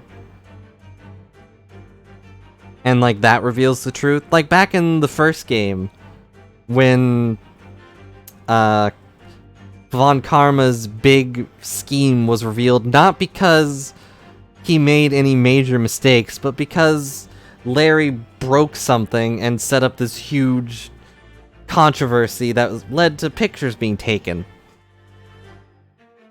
Like, that's just a coincidence of people being dumb that reveals the ultimate truth. But this is just people being dumb. And, like, not even really judging themselves for it. In all likelihood, you followed her inside, then observed her talking to Mr. Windibank, even though we did not see you. When the diligent broker made a note of the watchword as common practice, you observed him writing the word Professor on the notelet beside the ledger. And that, sir, was the master plan you devised to steal the pawn article from the young Miss Lestrade. master plan? I'd have to go and watch the VOD to find out, but I wonder if that broken seam was in the first version of this. When he did that little spin. 'Cause it was definitely there just now. Which brings us to the last final chapter of this lucrative scheme. Why would you go to such lengths to redeem that particular article from this pawnbroker? Are you quite serious? You have the same voice. For an ill-fitting overcoat hardly seems to justify the effort, much less a worthless music box disc. But naturally, you have very good reason to make them yours, didn't you, Mr. Benedict? I have no idea what you're talking about. Allow me to present a rather interesting piece of evidence. You see, this picture postcard tells us what we need to know. Does it? I was talking about the overcoat and the music box disc that was in one of the pockets. Which, according to Mr. Winterbank, isn't even worth a penny. Yet this man went to such lengths to steal them. Why? I wonder if perhaps we already have the evidence you need to explain it, Mr. Naruhodo. Could we? Really? Better have a look through all the evidence we've collected so far. Such as the only evidence we've collected so far, actually. What do you mean all the evidence, Ryu? We only have one. Take that! So, clearly you're after my armband. To prove that I'm a lawyer. See, this music box disc tells us all we need to know. What's that? On the back? It reads, for Mr. Mcgill. Ah.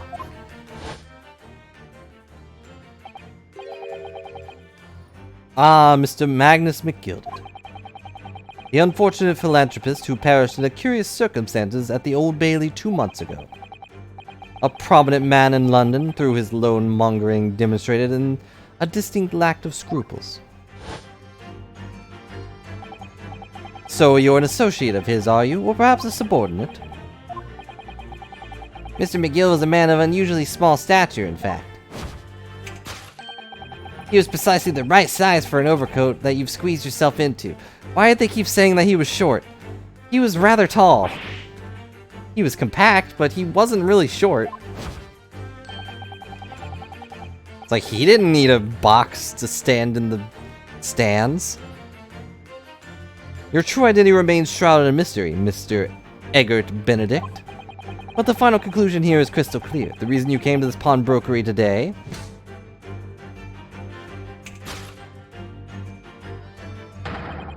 was to retrieve an article left behind by the late Miss Magnus Mcgilded.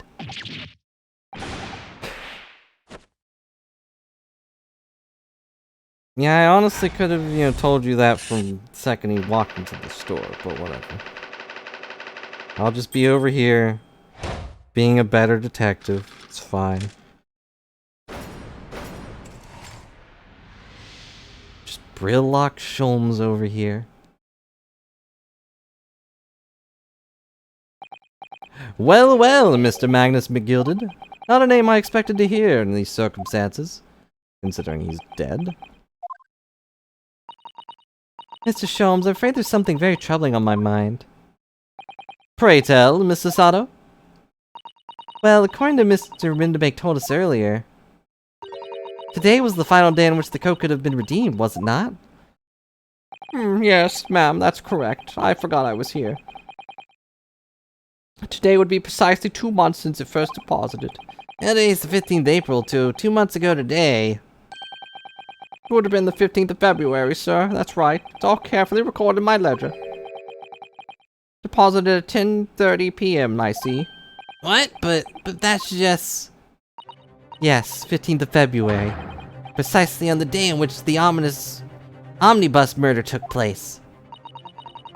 And 10:30 in the evening, precisely which time the terrible events were unfolding. Suggestive is not the word. It would seem this matter is entirely beyond coincidence. You are, of course, at liberty to make whatever outlandish deductions you choose. However, I have the coat, so goodbye. Oh, a gun! I must insist you hand over the music box disc now.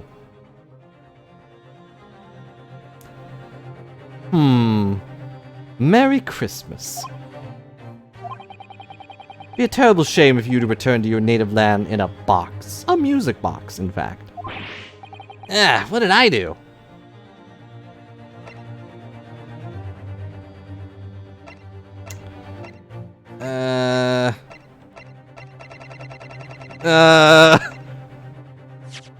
Let me weigh my options real quick.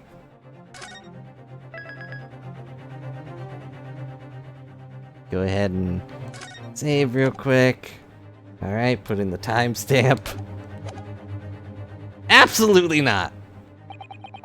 There's some things a man must protect at all costs. This may well be one of those things. Then again, it may not. Mr. Winterbeck, This is my shop.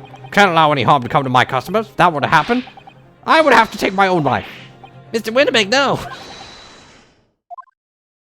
Alright, that's enough. Oh, it's you. Inspector Gregson! Inspector?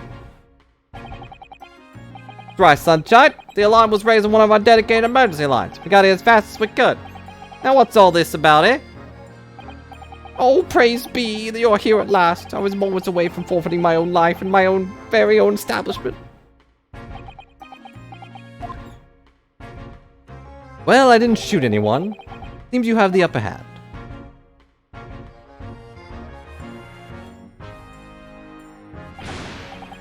They look pretty intimidating in their overcoats. Right, you lot have a lot of explaining to do. I don't appreciate being bothered with some petty argy-bargy. Petty? Mr. Winterbeck very nearly met with his end. And what about me? Yeah, by his own gun as far as I could tell. Oh dear. Why the whole Britain could have me with his end. If I don't get to the bottom of this case I'm supposed to be working on. What? What on earth is the case, Inspector? Spare no detail, Gregson. I might not have said a little too much. No matter, nothing to do with you lot. For at least another 10 minutes. Anyway, sir, gonna have to come with me down to the station. But of course, Inspector. Get after him, lads. What's the beat officer do? Or whistle the beat officer. Well, he got away. Been a spate of thefts at pawn shops around here recently. Been fitted emergency buttons underneath the counters for brokers to let us know when there's trouble. Oh, Inspector, I was very worried there for a while. Very worried indeed. Good thing these two took up so much of that guy's time for you to get here. Now then, Mr. Pemberley and Morning. Oh! Wait, is that talking to me? I'll be taking whatever it is and Mr. Mcgill down to the yard. Thank you very much. So I hand it over. Oh yeah, of course. No, don't. Don't give it to him. It's mine, that is. Mine. Sorry, miss. Anything belonging to Mcgill does have to be taken as evidence now. As evidence? If the police demand something as evidence, my dear fellow, we have no choice but to capitulate. It's all yours, Inspector. Yeah, good thing we danced around for an hour. And so we handed Mr. Mcgill the discs over to Inspector Gregson, and were summarily turfed out of the shop and onto the street. Darn, how are we ever gonna get home? I can't walk 2 inches. To be continued. Honestly, I figured by saying absolutely not that I would get shot. But I assume that was one of those choices where it didn't really matter what I picked.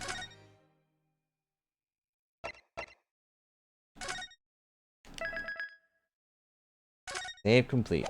Investigation part 2.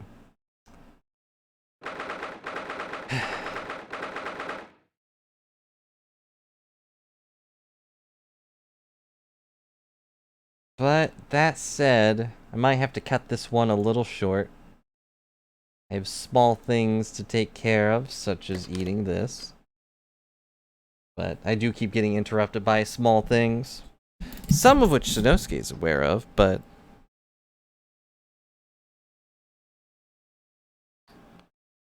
I hope you all enjoyed the stream. But, I also have previous appointments to make. But... Yep, no idea what I'm talking about. Either. Bypass? I would never bypass. See? That's why I hate grown-ups.